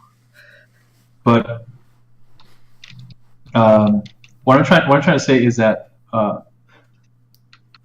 the whole at the core, monsters.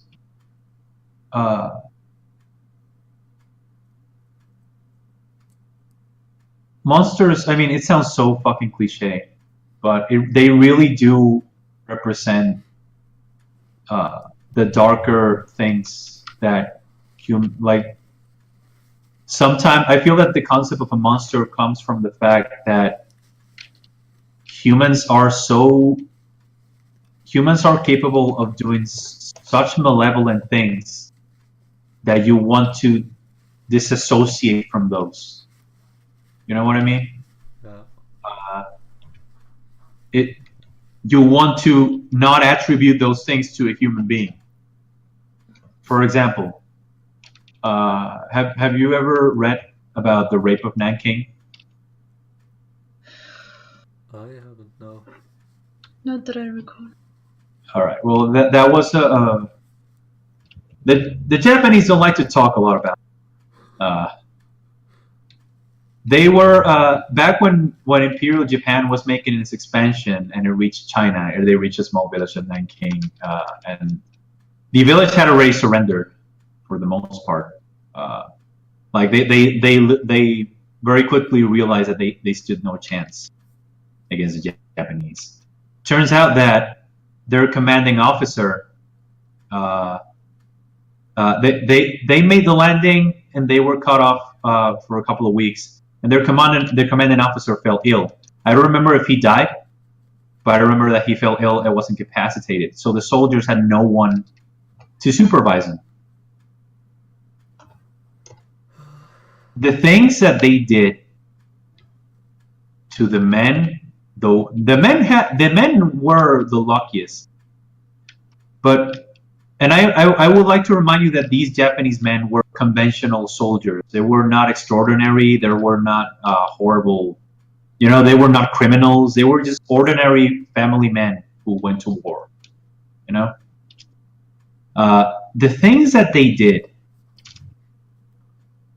to those men, women, the men got lucky. What they did to the women, to the old women, to the 8-year-old, to the babies, is so horrifying. For one, I couldn't finish the whole account of it. I couldn't finish reading the whole account of it. And I don't really spook, or I don't easily I don't easily feel what's the word, disgusted, or the things that they did to little babies are so horrifying that the woman who wrote the book and who exposed the rape of Nanking eventually was so paranoid, became so unhinged and paranoid, that she genuinely believed that she was being chased by the government for months before she decided to take her own life. Her whole world was destroyed by what these men did. And almost every person who was a good person and tried to save some of those poor people committed suicide after the siege was over, because they just couldn't. It was such. I'm not exaggerating. If you have the stomach or the heart to read about it, do it. But if there is a tiny speck of doubt that this will fuck you up, don't. Really don't. But what I'm trying to get to here is monsters come from that.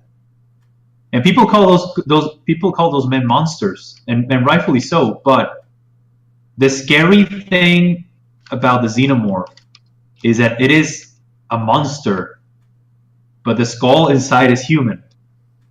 And that's the most disturbing. I think that's one of the great disturbing realizations that I think every human should have in order to be a good person. You should realize that you are no different. You are no different from the guards in Auschwitz. You are no different from.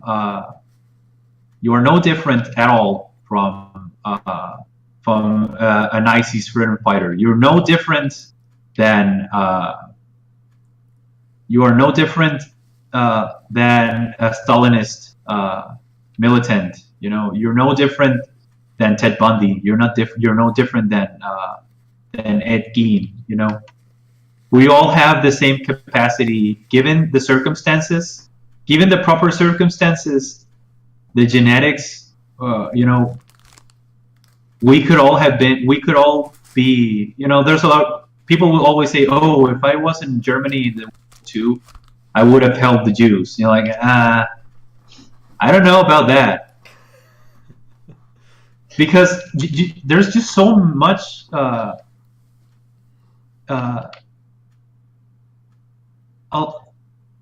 a friend once told me this story about how for her English final they had to give a conference on a topic that they disagree with and deem controversial. So she picked the death penalty, and she decided to play it as a satirical, like kind of like in the same tone of RoboCop, because he was obviously against the death penalty. But not only did she manage to convince her audience of the death penalty because it was cheaper, she also convinced them that torture is also a cheap option, and everybody cheered. Everybody unironically cheered for her at the end.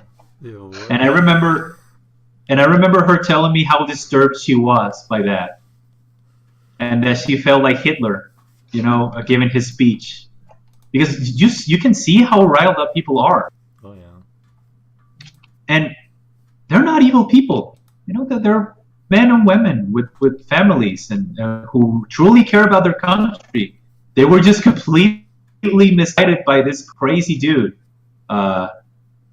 who just happened to be charismatic enough to hide his incompetence and and take an entire country to war. You know, it's so. I think that's what monsters idea. That's what you should always aim when you're creating a monster. I think. Well, depending on what you're going for, but I think that's the genius of the xenomorph. Is that it is so alien, but at the same time, it's us, basically. You know, in a way, it needs us to exist, and I hope I haven't diverged a lot from. I'm taking it back to the featureless thing, but no, I didn't notice. Yeah, that was.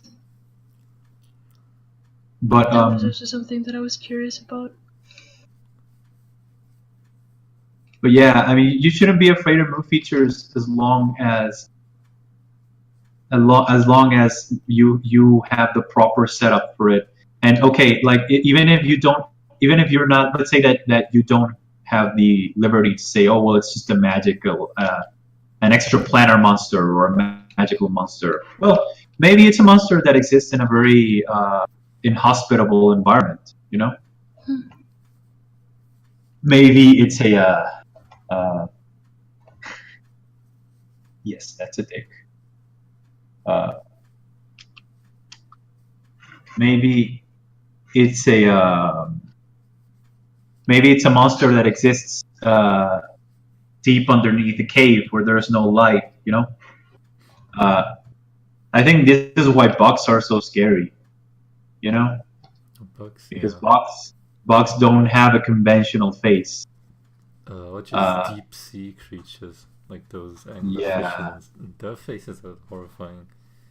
Yeah, and they're horrifying precisely because of what T said, because they don't have features we can identify with, you know, and we humans operate on familiarity, and familiarity can be used. You can use familiarity against. You can use familiarity against people, you know, to evoke horror, especially in monsters. One fun example are the gremlins. You know, we actually have a mechanism in our brain that are the ones that cause us to, when we look at a puppy, go you know, like. Yeah. We are wired to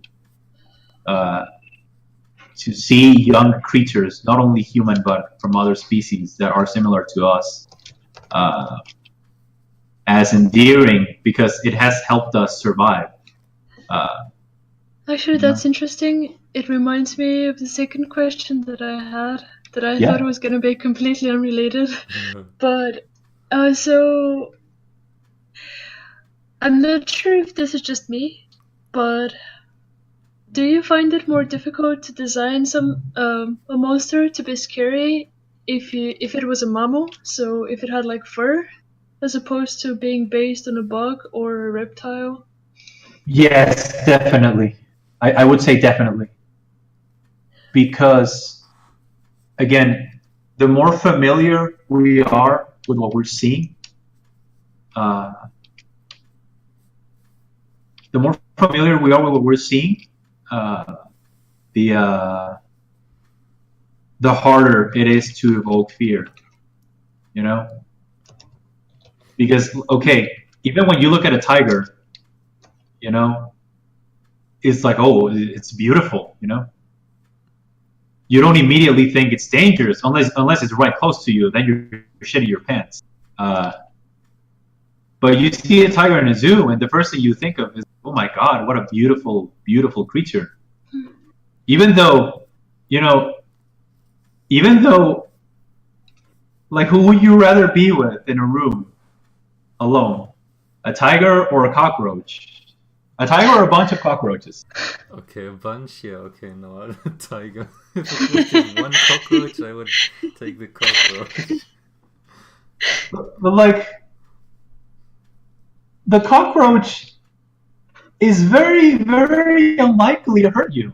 Yeah, it's weird. And the tiger does not give a fuck. A lion maybe will spare you because lions don't really see humans as food, you know.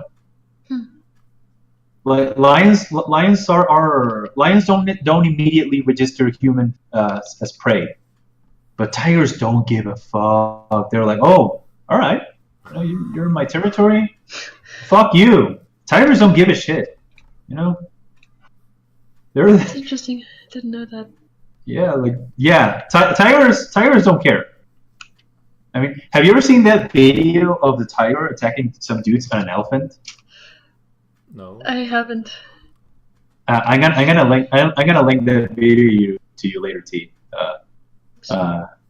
Or like if you wanted to for him. But here's something else that people don't know about tigers. Tigers literally paralyze you with their roar. There are vibrations that they fire away when they're roaring that fuck with your brain and paralyze you. Damn.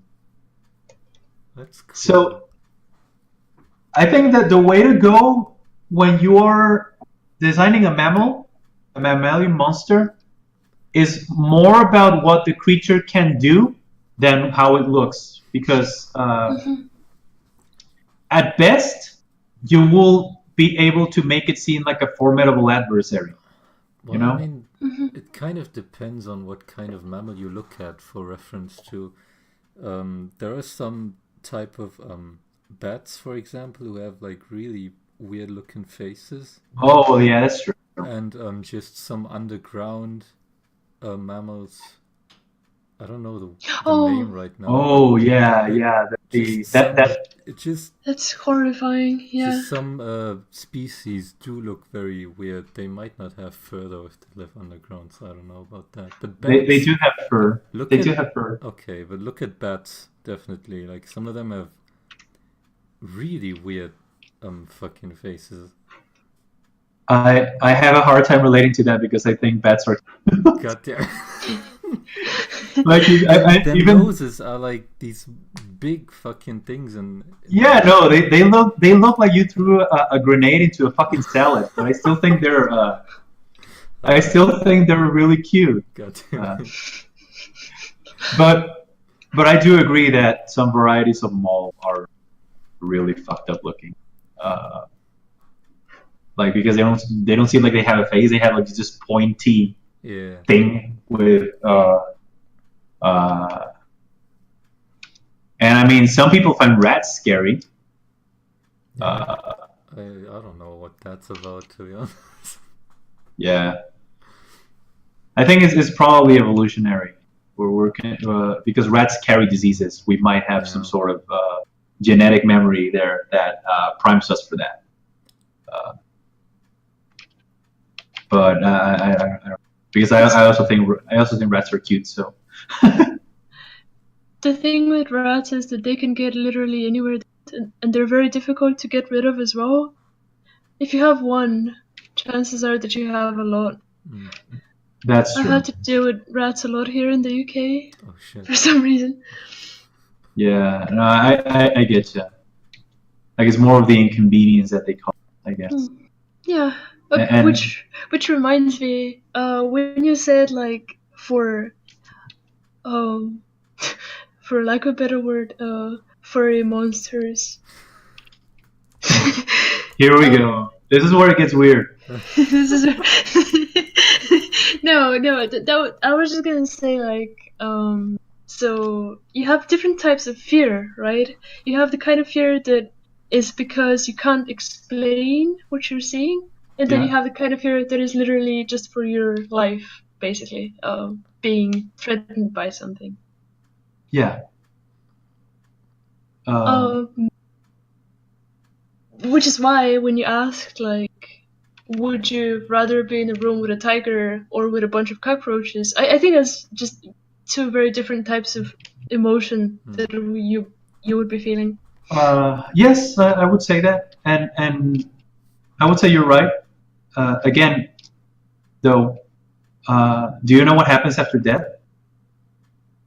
No. So why do we fear death? Like,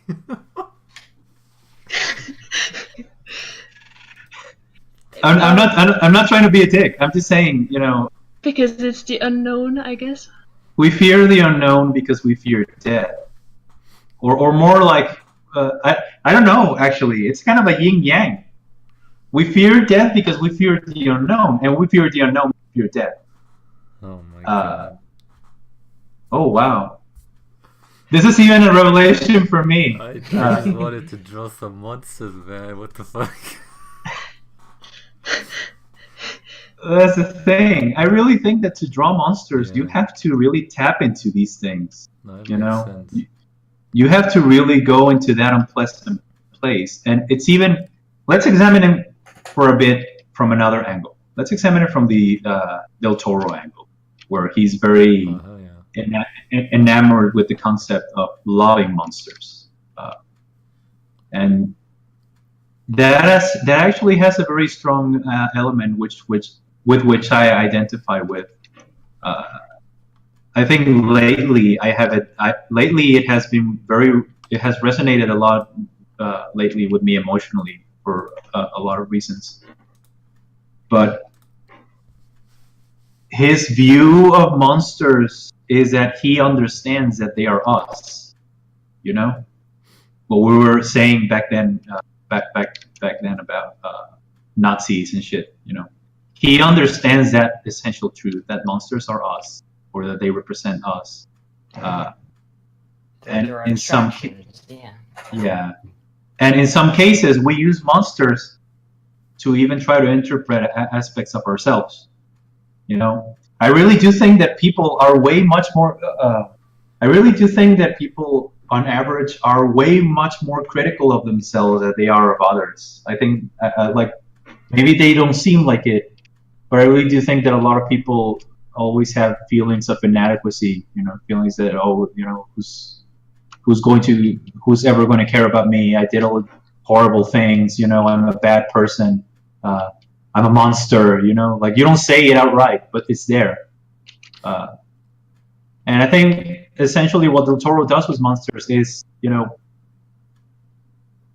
I feel like it's kind of like a way in which you can, through these creatures, you can help yourself to understand that you deserve love, and you deserve acceptance, and that yes, you may be a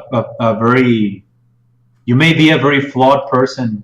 You may be even maybe a little dangerous. You may be you may feel very inadequate for some things. You may feel hideous. You may feel like you're too hard to handle, or that you cannot talk to people very well, or whatever.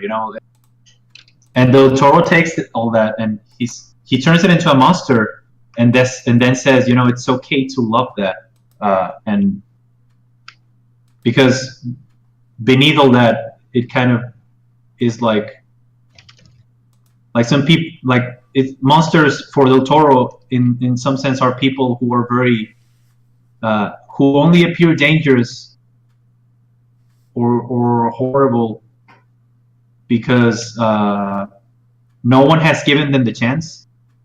I don't know if that makes sense. Yeah, so they've only been able to exercise their worst qualities, basically.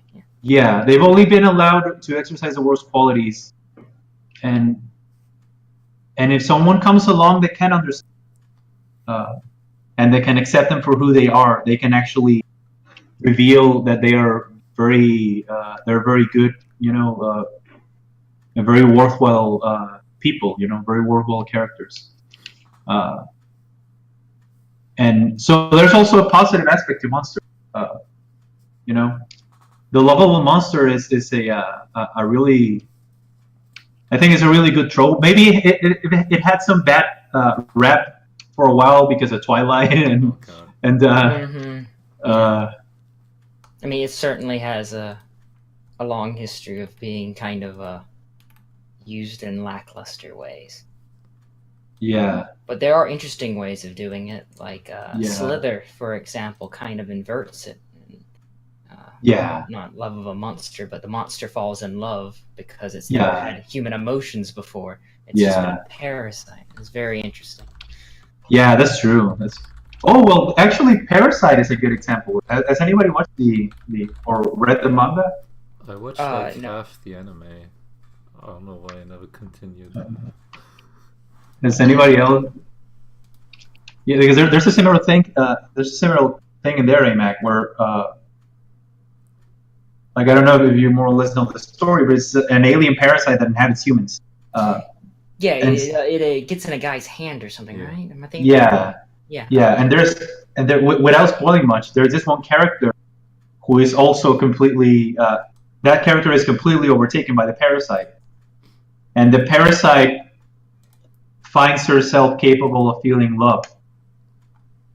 Yeah. And that completely changes everything.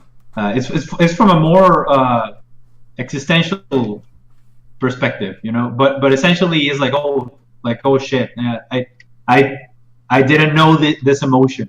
Yeah. You know?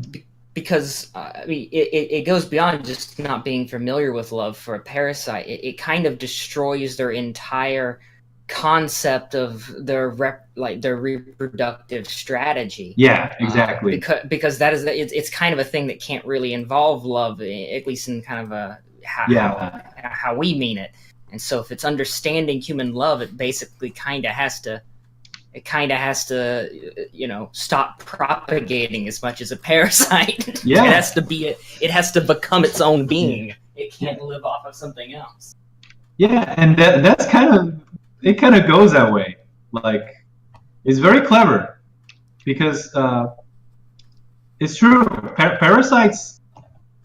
I mean, let's be completely cold and cynical for a moment and just assume that love is a mechanism for to propagate the species. You know, You're right. You're right. A parasite doesn't need that because it already has a way to propagate. But yeah, you throwing that monkey wrench there, and they're like, oh fuck, what am I? You know? Yeah. It's a complete upheaval of their very nature, and so it would be world shattering to a parasite to fall in love. Yeah. But also going a little back to I have been thinking on the back of my head also about your question about furry animals teeth, and I'm going back to it a little bit. One thing that I feel you can, if you really want to make a furry monster that is scary, one thing I feel like you can do is maybe exaggerate its features a little bit. The way you could, the way you would do, for example, like if you want to draw like a cat-like monster, you know, you can maybe. I drew a lot of inspiration from Asian imagery of big cats because I feel they're the ones who have been the most effective at making them scary. You know, because it's very hard to make a big. I think it's super hard to make a big cat scary. I think it's even harder to make a canine or a bear. I think bears are also really hard to be scary. They're just so big and fluffy and adorable. Like the lions that they have, like the lion statues, they have vaguely human faces too. So maybe yeah, they're kind of creepy. Yeah, that's the point. Yeah, they kind of start off with some degree of creepiness. Yeah. Like Kingdom Death has a lot of like those kind of animalistic / humanistic faces. Yeah. Yeah, because it does lend some kind of creepiness to attribute human expressions on an animal. I think there and are also, like some yokai too, which are just animals with human faces. Yeah, they do straight up have. Yeah, they do. Yeah. They also like hiding faces and stuff too with their minis. Like you'll be putting a mini together and you're just like, oh, that's a face I didn't even notice. Huh. Yeah. Oh, Kingdom Death. Kingdom Death. I would recommend. Yeah. I would recommend Kingdom Death. For monster design, they are very. I really like what they do with their monsters. I do say they have a bit of an over fondness with hands. They really like putting that's scary, man. Those hands. An excessive amount of hands on things. Well, I mean, I think I think there's an inherently sexual. Yes, for sure. Undertone in everything, so I would say it's kind of fitting that. I think it's called the Sunstalker. It literally like has a mane of nothing but hands. That's amazing. I think I remember where that ghost came from for an. Yeah. It came from something a friend of mine told me happened at this house he was painting. Oh shit. He was helping a friend of his and his dad paint a house that he had bought, and they were painting this one room. Everything went smoothly until they got to this. And he told me that they had painted it all over with it had red paint, and then they left to get some cokes, like they left to get some soda to rest. And when they came back, they found out that someone had smeared all the paint in that one room only. Mm-hmm. And they're like, fuck, like it must have been some fucking kid or whatever, someone must have break into the house. So they spent the night there. I mean, the house was pretty much set up. So they spent the night there. They repainted that room. They spent the night there, and they, I think it was my friend who ended up sleeping in the living room, like right next to that room. Right. And when they woke up, they realized that it had to be smeared again. Oh, goddamn. All over. No. And there was no way, like there was no, I asked him, dude, could there have been, and he's like, no, there was no way because I would have noticed, And the windows were smeared, like it looked like someone smashed the hand through the window. And you would have heard that. So like, okay, what the fuck? And he told me that they tried easily about 2 other times. And the moment they left, only that room would be smeared. So they asked around to the neighbors here. And apparently, 2 guys lived in that house several years ago, and they were both accused of raping a young girl in that neighborhood. This being Mexico, the cops didn't do shit, and apparently, what happened was that the whole town, that whole neighborhood, decided to administer some, people's justice on him. Right.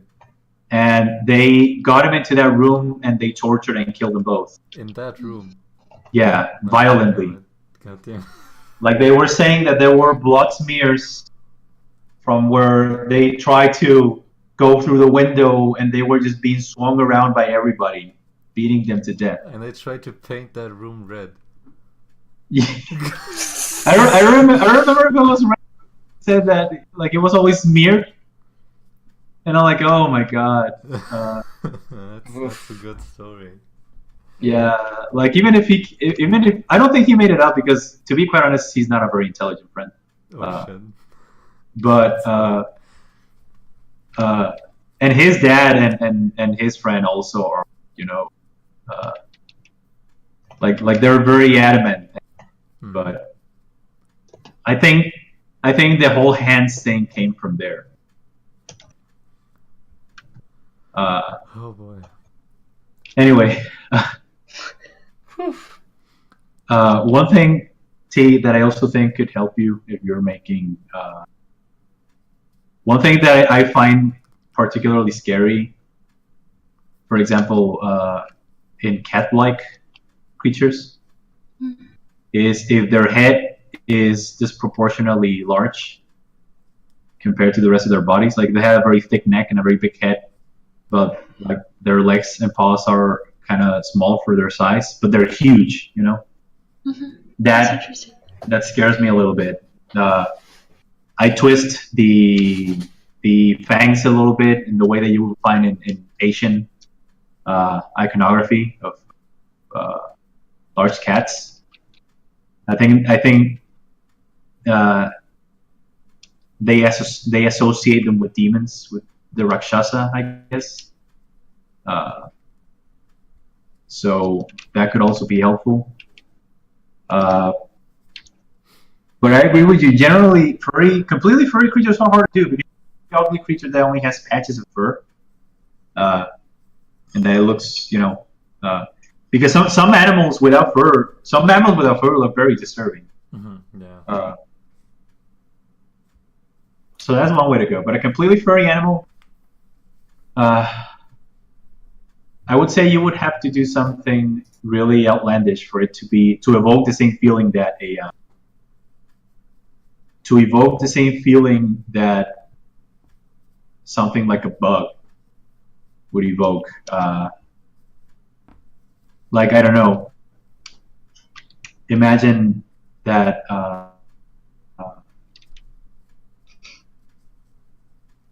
there's a kind of parasite. There's a story. I remember.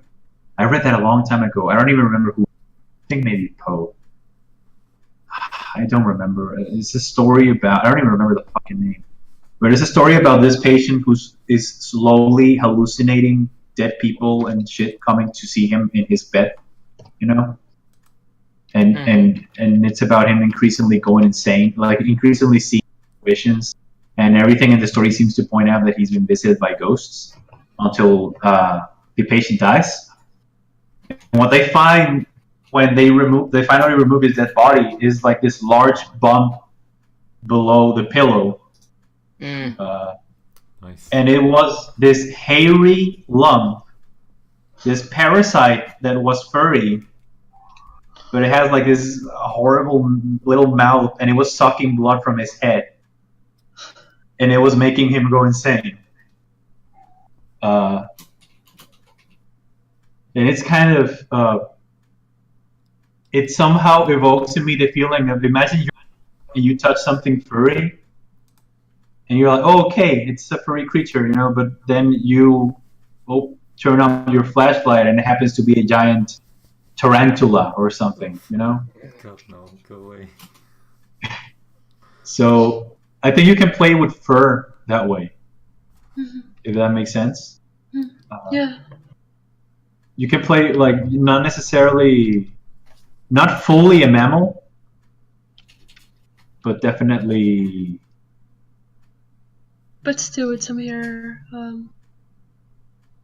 Because I also don't know how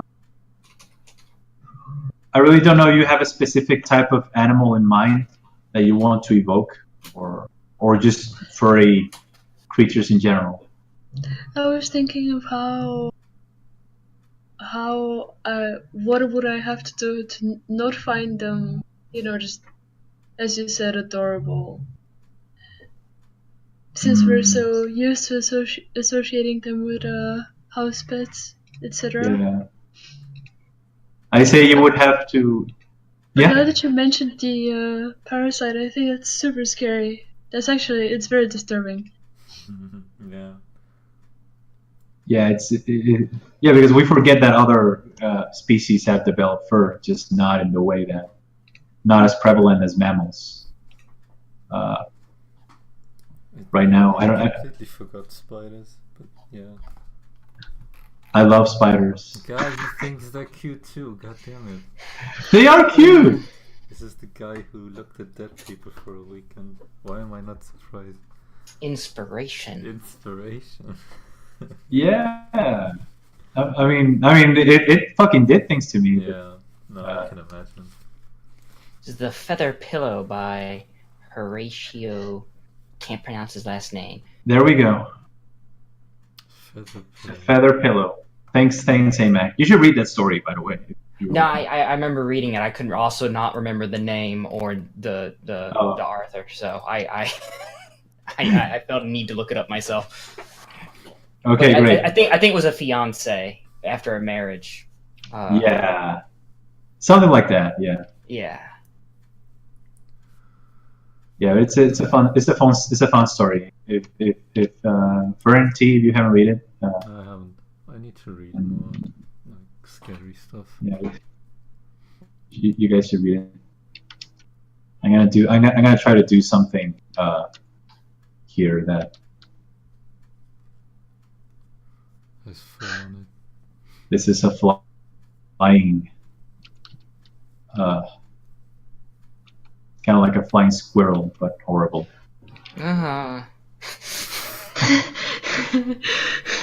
This is AMAC is like, I already think flying squirrels are horrible.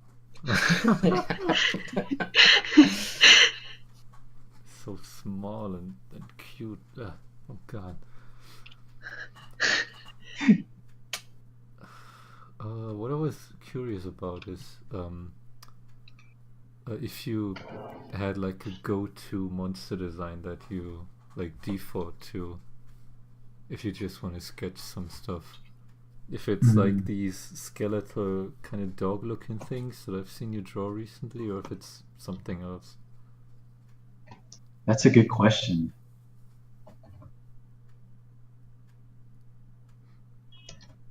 That's a very good question. I don't know. I would say skeletal-looking things or bugs. I default to like the first thing I drew was this, which is now that I think about it, it kind of resembles a mosquito, and I fucking hate mosquitoes. Yeah, but you started with a kind of like a dog skull kind of thing, and then you just added a bunch of insect legs and stuff. So yeah, makes sense. I can see that. I do tend to start with a skeletal structure. I mean, it's, kind of it's simple. like it's a death skeleton. It's like immediate, and then all the weird, fucking, disgusting bug stuff. Yeah. It's very right. Thanks. I'm gonna try to do something with this lump of fur. Like maybe it's maybe this lump of fur. I'll be right back. Okay. Maybe this lump of fur resembles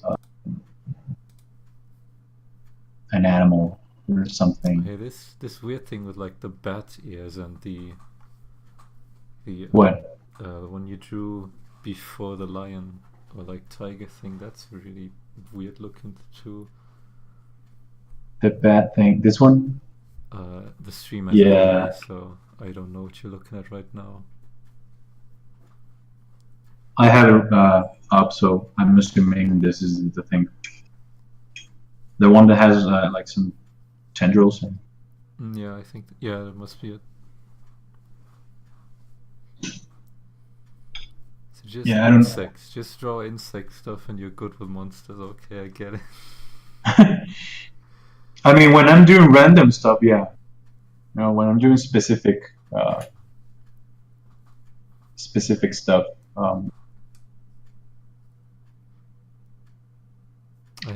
Stream catch stuff. Yeah, that's what I meant. Oh, that's man. like a weird Venus flytrap kind of mouse thing in the front. Yeah. In my head, it uses the Venus trap thing. Like in my head, it catches you with the pincers below. All right.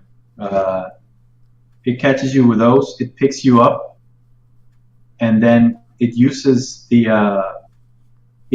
other pincers to dismember you, and it puts the parts on the little trap thing. Oh, that's nice. Thanks. And it's and that so there's a little secretion on the little trap thing that liquefies everything, and it uses the little tentacles to just suck it all up like a syrup. Sound effect. Has a there's some rapid development in their evolution. It's like, I can't eat solid things. I need to dissolve them, so I need to build this. I need to build this weird Venus flytrap thingy. Yeah. Okay, well, everything's too big around me, so I got to chop them up. Yeah, I think that's basically it. Yeah. It hunts things that are too big for it to eat, and it's roundabout evolution, because I think evolution is not necessarily perfect. It's very weird. Yeah. It's very weird. So I'm assuming that there could potentially be some creature that would go, okay, I can't eat big things, and I don't want to become big, so I'm going to find this roundabout way to yeah. And it may eat small creatures too. Evolving to a larger size usually involves a loss of usually a smaller brain. You get a smaller brain the bigger you are. And so if the creature, obviously not consciously weighing its evolutionary options, that's impossible. Well, I mean, it's a fictional monster. Sure, it might be able to, but it's like, become bigger and dumber, or stay small and have a bigger brain, but find a way to adapt. Otherwise, that makes sense. That makes a lot of sense. Yeah, because at the end, it's all about using and conserving energy, I guess, and big brains require. Yeah, it's one reason why a lot of apes are way stronger than us. Yeah. It's just the muscle mass. They sacrifice a little bit of that brain for being super strong. Yeah, so like a chimpanzee can fuck you up. Oh yeah, Jesus Christ! Yeah. I've never understood people who have them as pets. Like you. Oh my God, no! Why? They're cute. Yeah, they think they're cute. And then they're surprised when they backhand you and your head goes across the damn room. Yeah, it's like, sure, I'm sure it's very cute when one of them loses temper and rips your arms off. Oh, this thing's pretty cool. What? This little crawly thing that has a. Oh, what he's drawing, yeah. Yeah. Thanks. Looks like a small tree. It's just crawling around. I mean, it looks something you would come across in like a dreaded forest that would pretend to be like like a small grassy knoll or a root. Yeah. And then you sit on it and it just stabs the shit out of yours. Yeah, this thing has this thing has a stinger, and the stinger has a poison that will kill you very fast. I guess. I don't know how it will eat it. I think it would just sit on you. Just take bites out. And I guess the mouth must be below. On the bottom, yeah. Yeah. Underneath all the legs. Yeah. It's very scary. Those bugs that kind of look like tree branches and sticks. Oh, yeah. Those like camouflage assholes. Yeah.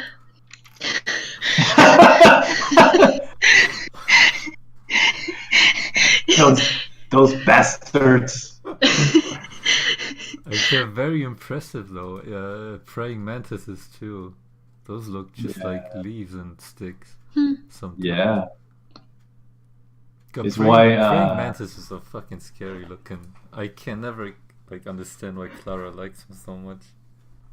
Oh yeah, because Clara is she likes bugs, right? Yeah, a lot. Yeah, I don't get that. It's The workshop turned into Clara bullying. This is VisDev, guys. Clara bullying's a pastime. yeah. It's a national sport of Oh of, my god. of it's a server sport. Yeah. And that's not true. I don't bully Claire. Oh, you should start. We've always done it. So. Oh, I did bully her when she was strong. Oh. That's the best. That's the best time. All right, so I'm assuming this thing has some little grabby, Oh, that's Yeah. the underside now.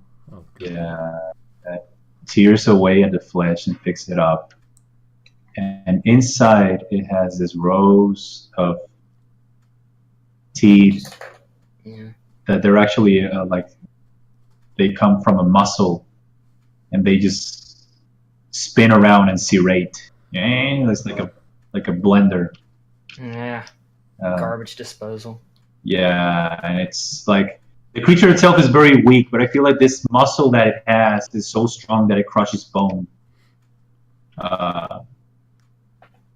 So it can properly digest everything, and then it stays and then it just lies still, waiting for more prey.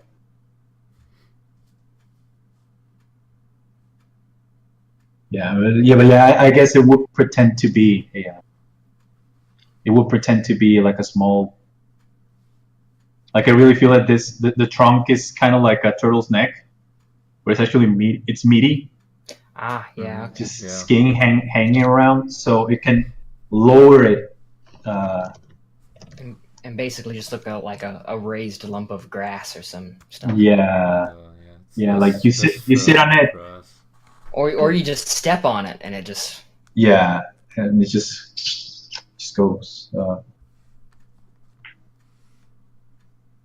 So yeah, here's an example of a furry monster, a furry-looking monster that could ruin your day. Yeah. I guess we can add those to the list of things to worry about alongside the rodents of unusual size. Oh yeah. What type of? All right, so tell me, what type of creatures do you dislike the most? Oh, Just like- I'm easy. oh. I'm easy at spiders, so Okay. it's just because I had bad experiences with spiders Yeah. when I was younger. Oh shit! I think you told me. You should tell the story. All right, that's justified. I had a tendency when I was younger to kill spiders with my hand. We had larger spiders too. Whoops. But I would just smack them, and it's just like you'd kill them, and it'd be fine, and I just wipe them off my hand.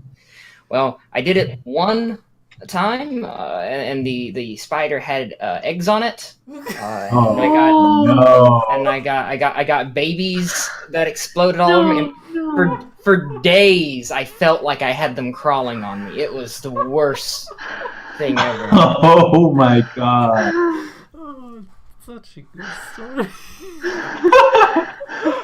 That is fucking terrible, man. So good. So good. For you, jackass. I heard it before already. I mean, it's Like he's enjoying himself. fucking he deserved it, didn't he? What the fuck? These spiders, they locally we call them Jesus spiders because they walk on water. I don't know what they are actually called. But we get. I a lot like of- Jesus spiders. Yeah, they're not poisonous. They eat flies. Yeah. They're fine. They do have a tendency to walk upside down on your roof, or I mean on your ceiling, and Yeah. and drop on you Oh yeah, Just fuck that. occasionally. Oh, I have a spider story too then. Oh god, that was the scariest thing, spider related. Like I was in my bed and I had my laptop on there and like I was watching I think anime, I don't know, it was a while ago. And suddenly just the spider comes down between me and the monitor, and it's like a dark room. It's like in the middle of the night. The spider Can you wait for me a little bit? I think my. Oh, all right. I'll be back.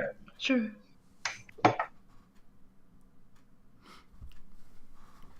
Spiders don't scare me really though, for some reason. Wow. I hate big ones. I mostly hate small ones. Uh-huh.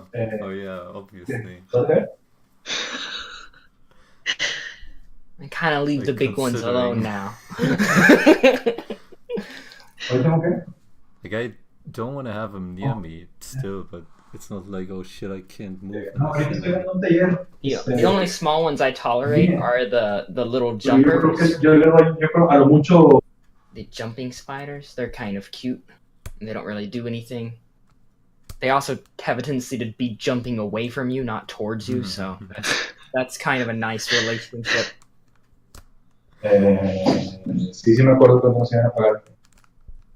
I don't know what it was about Jesus spiders and they just always like dropping from the ceiling when you were around them. They're called Jesus spiders? Hold on. I call them Jesus spiders. Oh my God. People around me call them Jesus spiders because they can walk on water. I don't know what they're actually called. That's interesting. Jesus spider. Oh, sorry about that. Yeah, no worries. I missed your story for No, I didn't tell it, so I can keep going. Okay. Yes. So it was the middle of the night. I was watching anime on my laptop and in my bed, like tucked in, safe and nice and warm.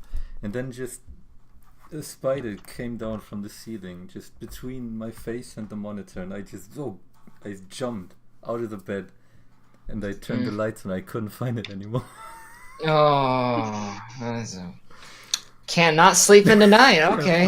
Yeah. Jesus, I just took my like sheets and just shook them just aggressively until I I saw it on the ground, and it was very, very bad sleep. Well, look, man. I don't want to be judgmental. Goddamn what?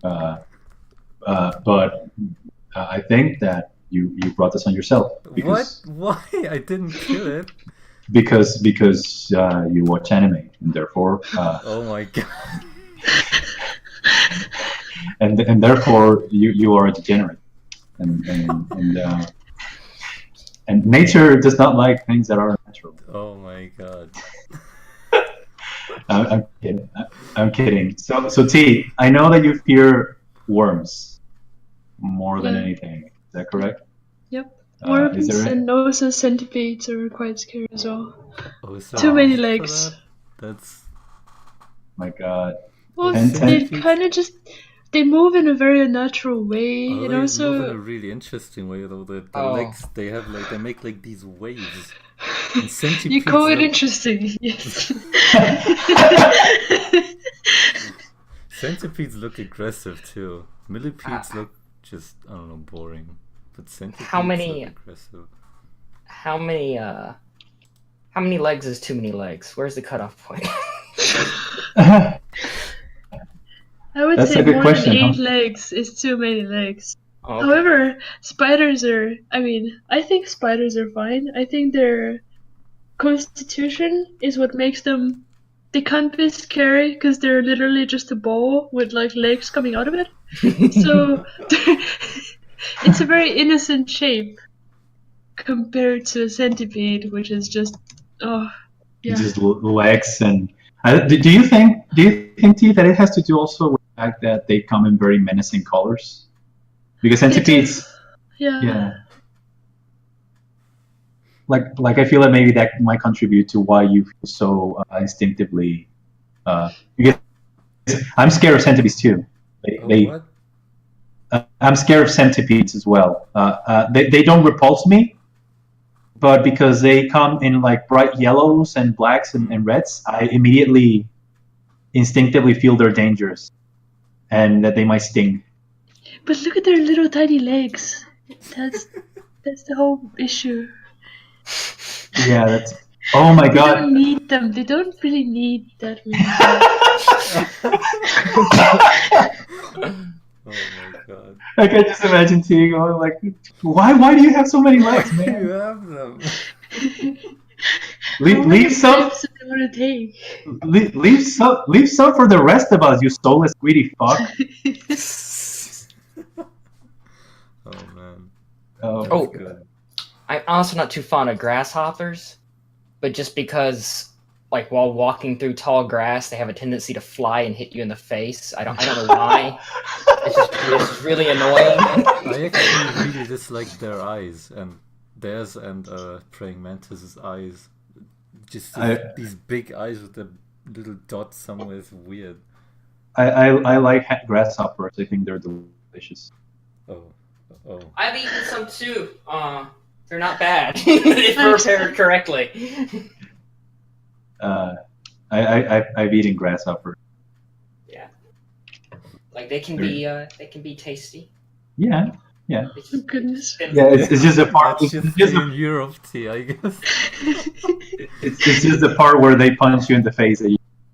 Yeah, no, I don't like that part.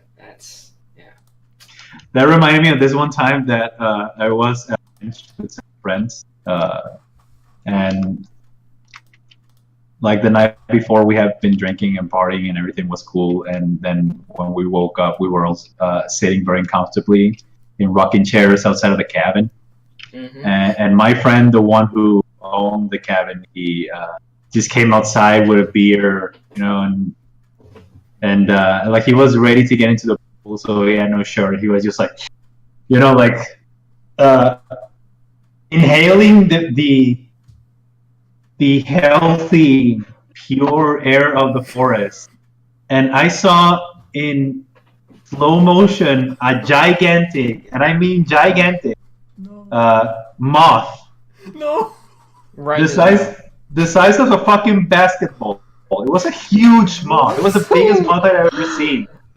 It was black. It was black as Satan's asshole, and it just flew towards his face, and it hit him so hard he actually turned around, and he's like, "You fuck!" Like he wasn't even scared. He was angry. Like, how fucking dare you? And he went running and grabbed a broom and tried to kill it, but it escaped. It was such a glorious moment of yeah. Like, he was humbled by this moth, I think like aren't they blind in daylight pretty much? I think so. Yeah. Maybe that's why it was flying. Like, maybe that's why I didn't really see where it was going, and it hit my friend in the face. But I was just like, I hope this serves to you as a sobering reminder that you are still helpless against nature. Oh, it would. Man, imagine the powder off the wings just sticking all over your face. Yeah, yeah. He went like, fuck. That's just actually. They're very. Is this because of moth people, Fern? What's that about? Moth girls. You know what I'm talking about. Don't play dumb with me. No, what the fuck? I just think moths are cute, like the fluffy and Mothman. But it's just photos of them. I don't like them flying around. They're hectic and the Mothman. it's like, I don't know. Mothman is such a weird urban legend. It is. Because it's very modern. That's what's weird about it. Like, it's a very modern urban legend. It's like a very modern myth, isn't it? It's weird. It's weird. I can relate to that a lot, especially because it's very likely that there are not one but two serial killers operating in Toronto currently, I think. Oh, jeez. Okay. One specifically targets male, and one specifically targets females. I think they recently found the house where the one who killed males stashed his victims. And it's so fascinating and weird to me because I read about this shit when, I like to read about this stuff after it's already, like, most of the stuff that I read shit that's already happened. So it's very weird that I am kind of tracking news of something that will eventually also become part of the, I guess, true crime history. Yeah. I think fascinating was a very poor choice of word. Probably. Let me, for the record, say that I think that what they're doing is horrifying and that they should be stopped. Yeah. But Oh my god. anyway, here's another furry monster for you.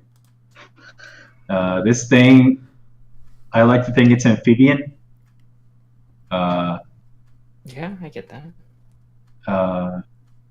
It jumps out of the water and probably kills birds. And the way it does is it wraps around them and basically stabs them to death with the two claws beneath his belly. They're not stingers, they're not poisonous. It just violently stabs you to death while it drowns you. And then it eats you underwater. So it usually targets birds. So it's just a little bit bigger than birds, or Yeah, it's a little bit bigger than a bird. But that wouldn't stop it from mistaking your face for a bird on like the odd occasion.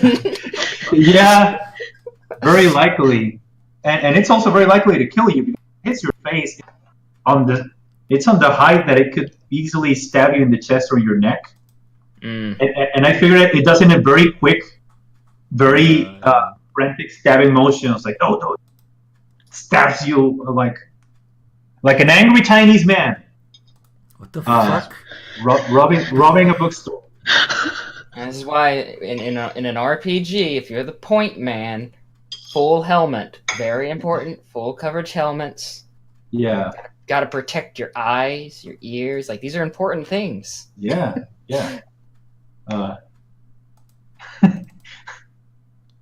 Oh my! I just remember. Have you ever watched the Peter Jackson King Kong movie? I believe I have, actually. I heard you sigh, so I think you know where this is going. How did you feel? How do you feel during that scene where they were fighting the giant bugs and worms, and where Andy Serkis was slowly eaten by a giant worm with Why are you asking me specifically? well, I just want to know because I don't know. You don't like worms. You don't like centipedes. Have I expressed it? Yeah. She's sweating profusely right now. Like, Yeah. I can hear it. It's not like I found it fascinating. Yeah, I imagine. Doesn't he go head first? I think several of them grab them by extremities, and then one of them finally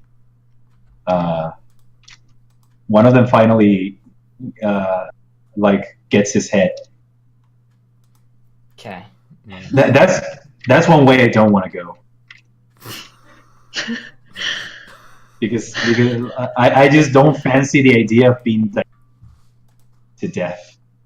Yeah, giant worms pretty low on my list. Yeah. Yeah. I think we can agree on that. Yeah. We agree to disagree. It's absolutely horrifying. Oh, I meant low on how I would want to die. It's like it's right below. Nah, it's probably above being eaten alive by ants. That's fine. Oh god. I don't know. Being eaten alive by ants is still like they're just bitey.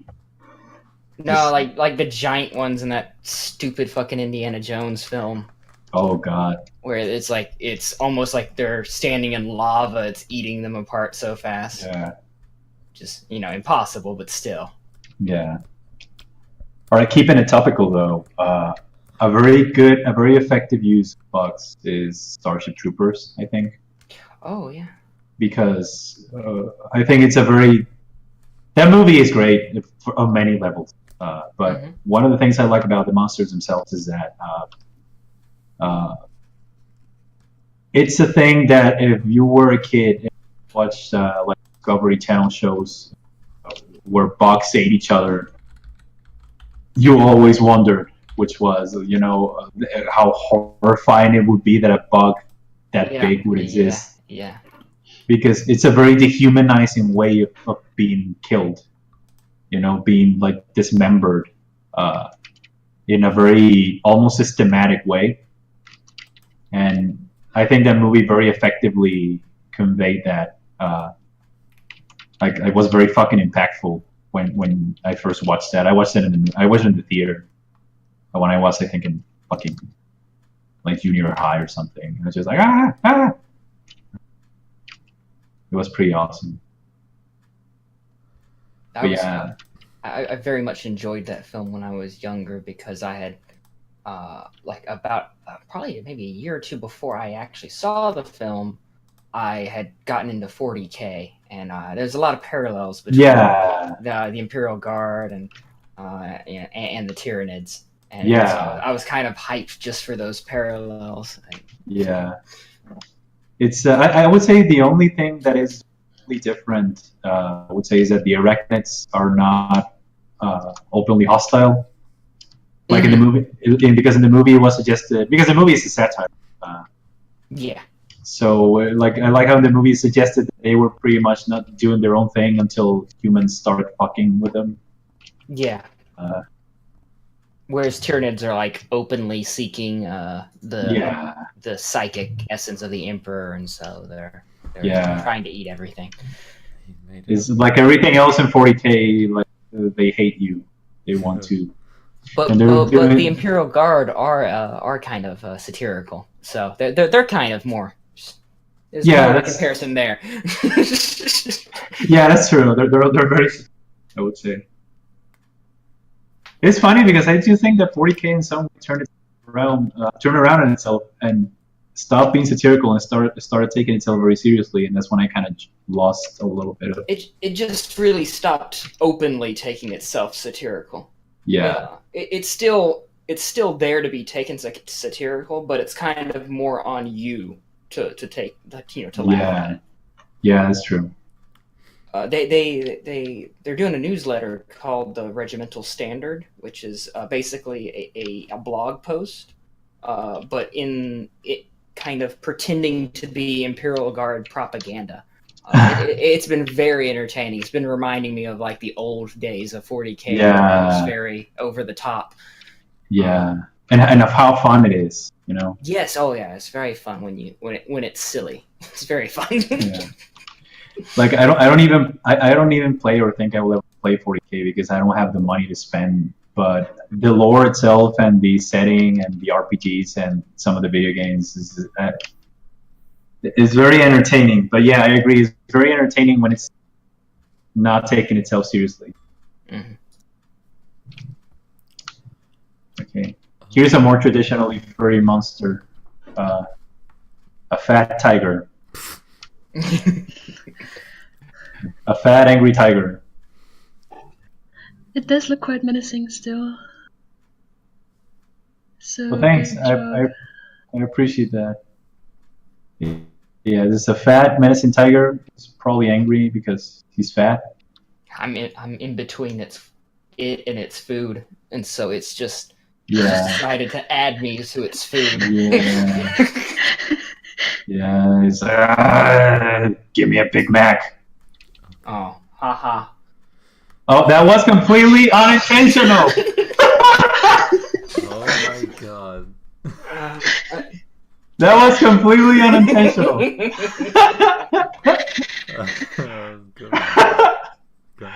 Oh my god. Alright, I think I'm gonna proceed to shoot myself in the face. Y'all get to hear it live. Please don't. just like my Twitch streams. Oh. You kill yourself in a stream? Do you do There's Twitch one. stream? You do I think Twitch you would streams? know. I think you would know if I did. Okay.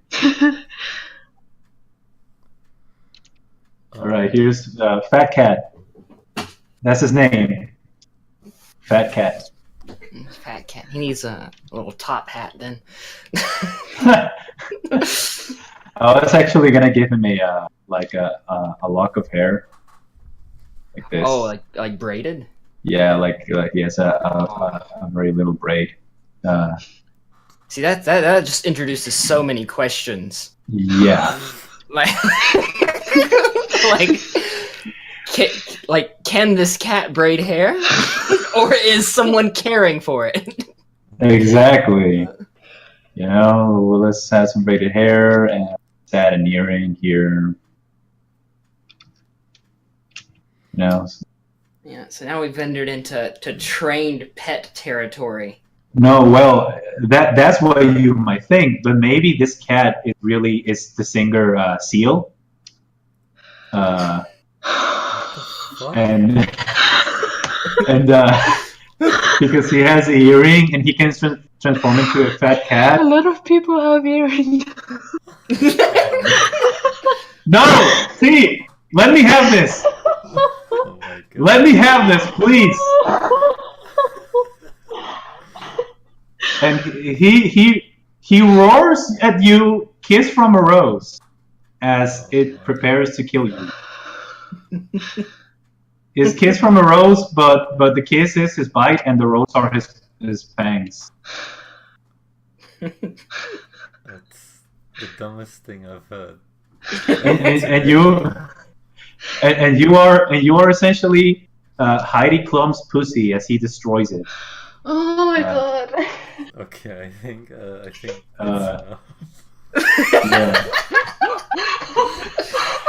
Maybe it's enough. I'm sorry, T. I had to go there. Oh, I see. This is how you're gonna go out on that note. Yeah, that's how you play them out. Yeah, I like to leave on a very strong note. You want to find the line before you leave. I see. You can only find the line by crossing it. Yeah, exactly. It's you have to.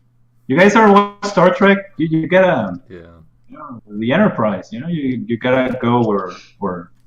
Yeah. I'm not even gonna finish that sentence. We do have a friend here in the city that we tend to. He's very famous for dating people of very questionable appearance, enough to the point that we do call him the Enterprise because he dares to go where no man has gone before. Wait. We also we Such a dick move. It's horrible.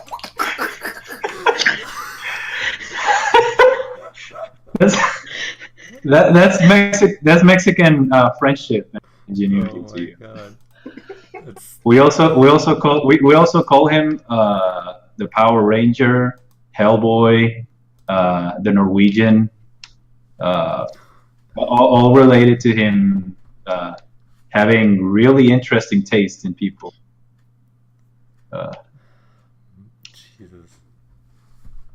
So yeah, again, I really like to close on strong notes. I'm pretty sure you will block me after this. I just want to say it has been a pleasure. Is he saying anything? I muted him like 10 minutes ago.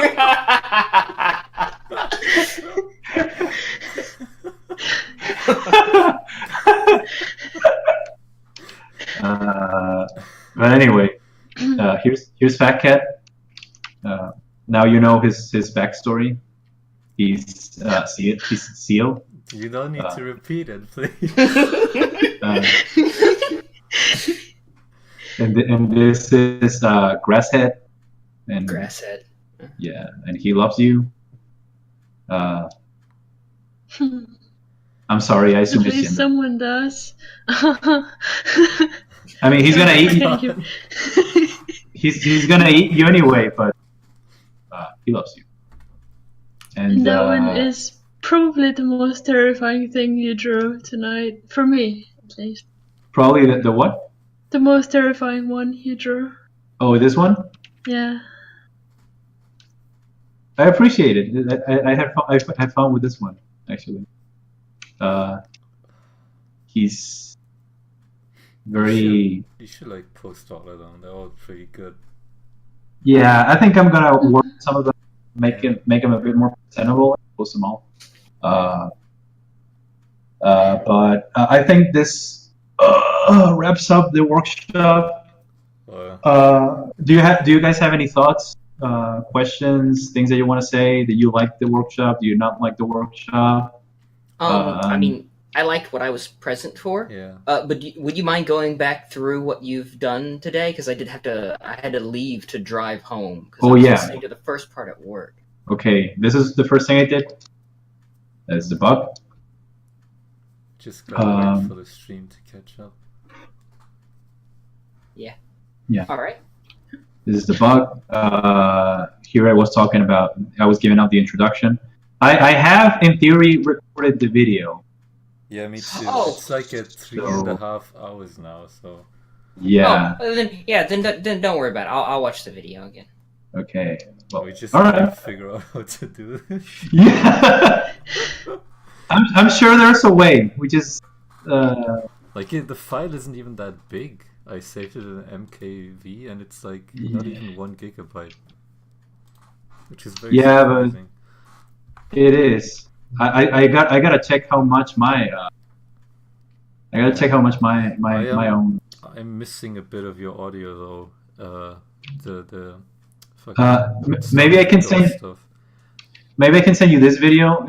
I really do think that if someone's gonna edit it in some way, I hope someone can help us with that, because I know shit about video editing. I don't know either, but I can try. I mean, you can just do some basic stuff. Or just throw it on YouTube like this, who cares? Yeah, it's so something like this you would almost want long form. Maybe there's an unnecessary break. Like I heard while I was at work, you had to leave for some reason. Like maybe cut that. And cut the bit about Seal. No, that's staying in. You're ruined. You lose all your patrons. No, because the second someone hears the word pussy and destroy, I'm going to... My career will be officially over. If this makes it to Twitter, I will be crucified by the thought police. Okay, I'm gonna bleep it out. Bleeping won't do anything, Farron. But they're not gonna know, like, at all. Oh my god. But anyway... I mean, if he says, and he just destroys her bleep, I'm pretty sure they can figure out what was bleep for her. Why are we still talking about it then? God damn it. Oh my god. This is why I really think I need like a public agent or something. Like PR for you. Yeah, I think if I'm going to make it in this illustration and comics business, I'm gonna have to eventually have someone else speak for me. I don't think any of us is qualified though. Are you going to? Are you shooting for the big 2? No, absolutely not. I don't think you have a problem then. I don't think anyone else cares too much. Oh, okay. Well, that's true. The big 2 seem to care a lot about PR and being occasionally we're called it unsavory. But everyone else doesn't really care as long as you have the chops, at least from what I can gather. That is true. That is true. I mean, like. Well, I'll continue to be an ass. Thank you for justifying my behavior. Thank you for enabling me. And now he loses his career, and you have to pay for it. Oof. Yeah. I would feel guilty. I would feel guilty. I mean. Yeah. Okay. Yeah. Next thing you know, will be a note about how I'm the only person who's not afraid of clowns because clowns fear me because I try to have sex with them the second I find them. But anyway. Anyway, I gotta go. I gotta go before I make this worse. All right. I'm like a machine of saying the worst things at the worst possible time. So I'm just. What do you mean the worst time? That was literally the best time for those.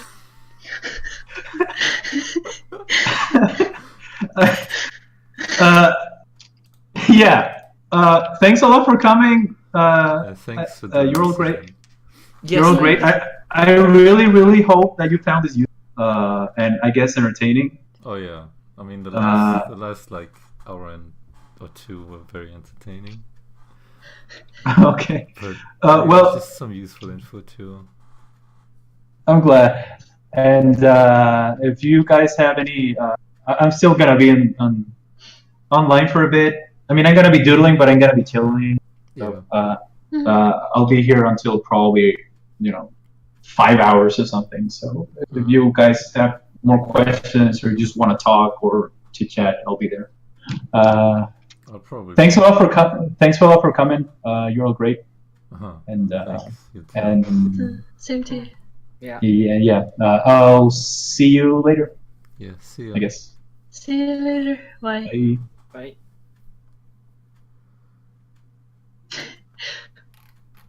Ooh, to general then? I'm gonna go to general, yeah. I mean, if you want to join us, T, feel free. Alright. I'm gonna join you for a little bit before I start feeling awkward. Okay. Alright. In like a minute or two.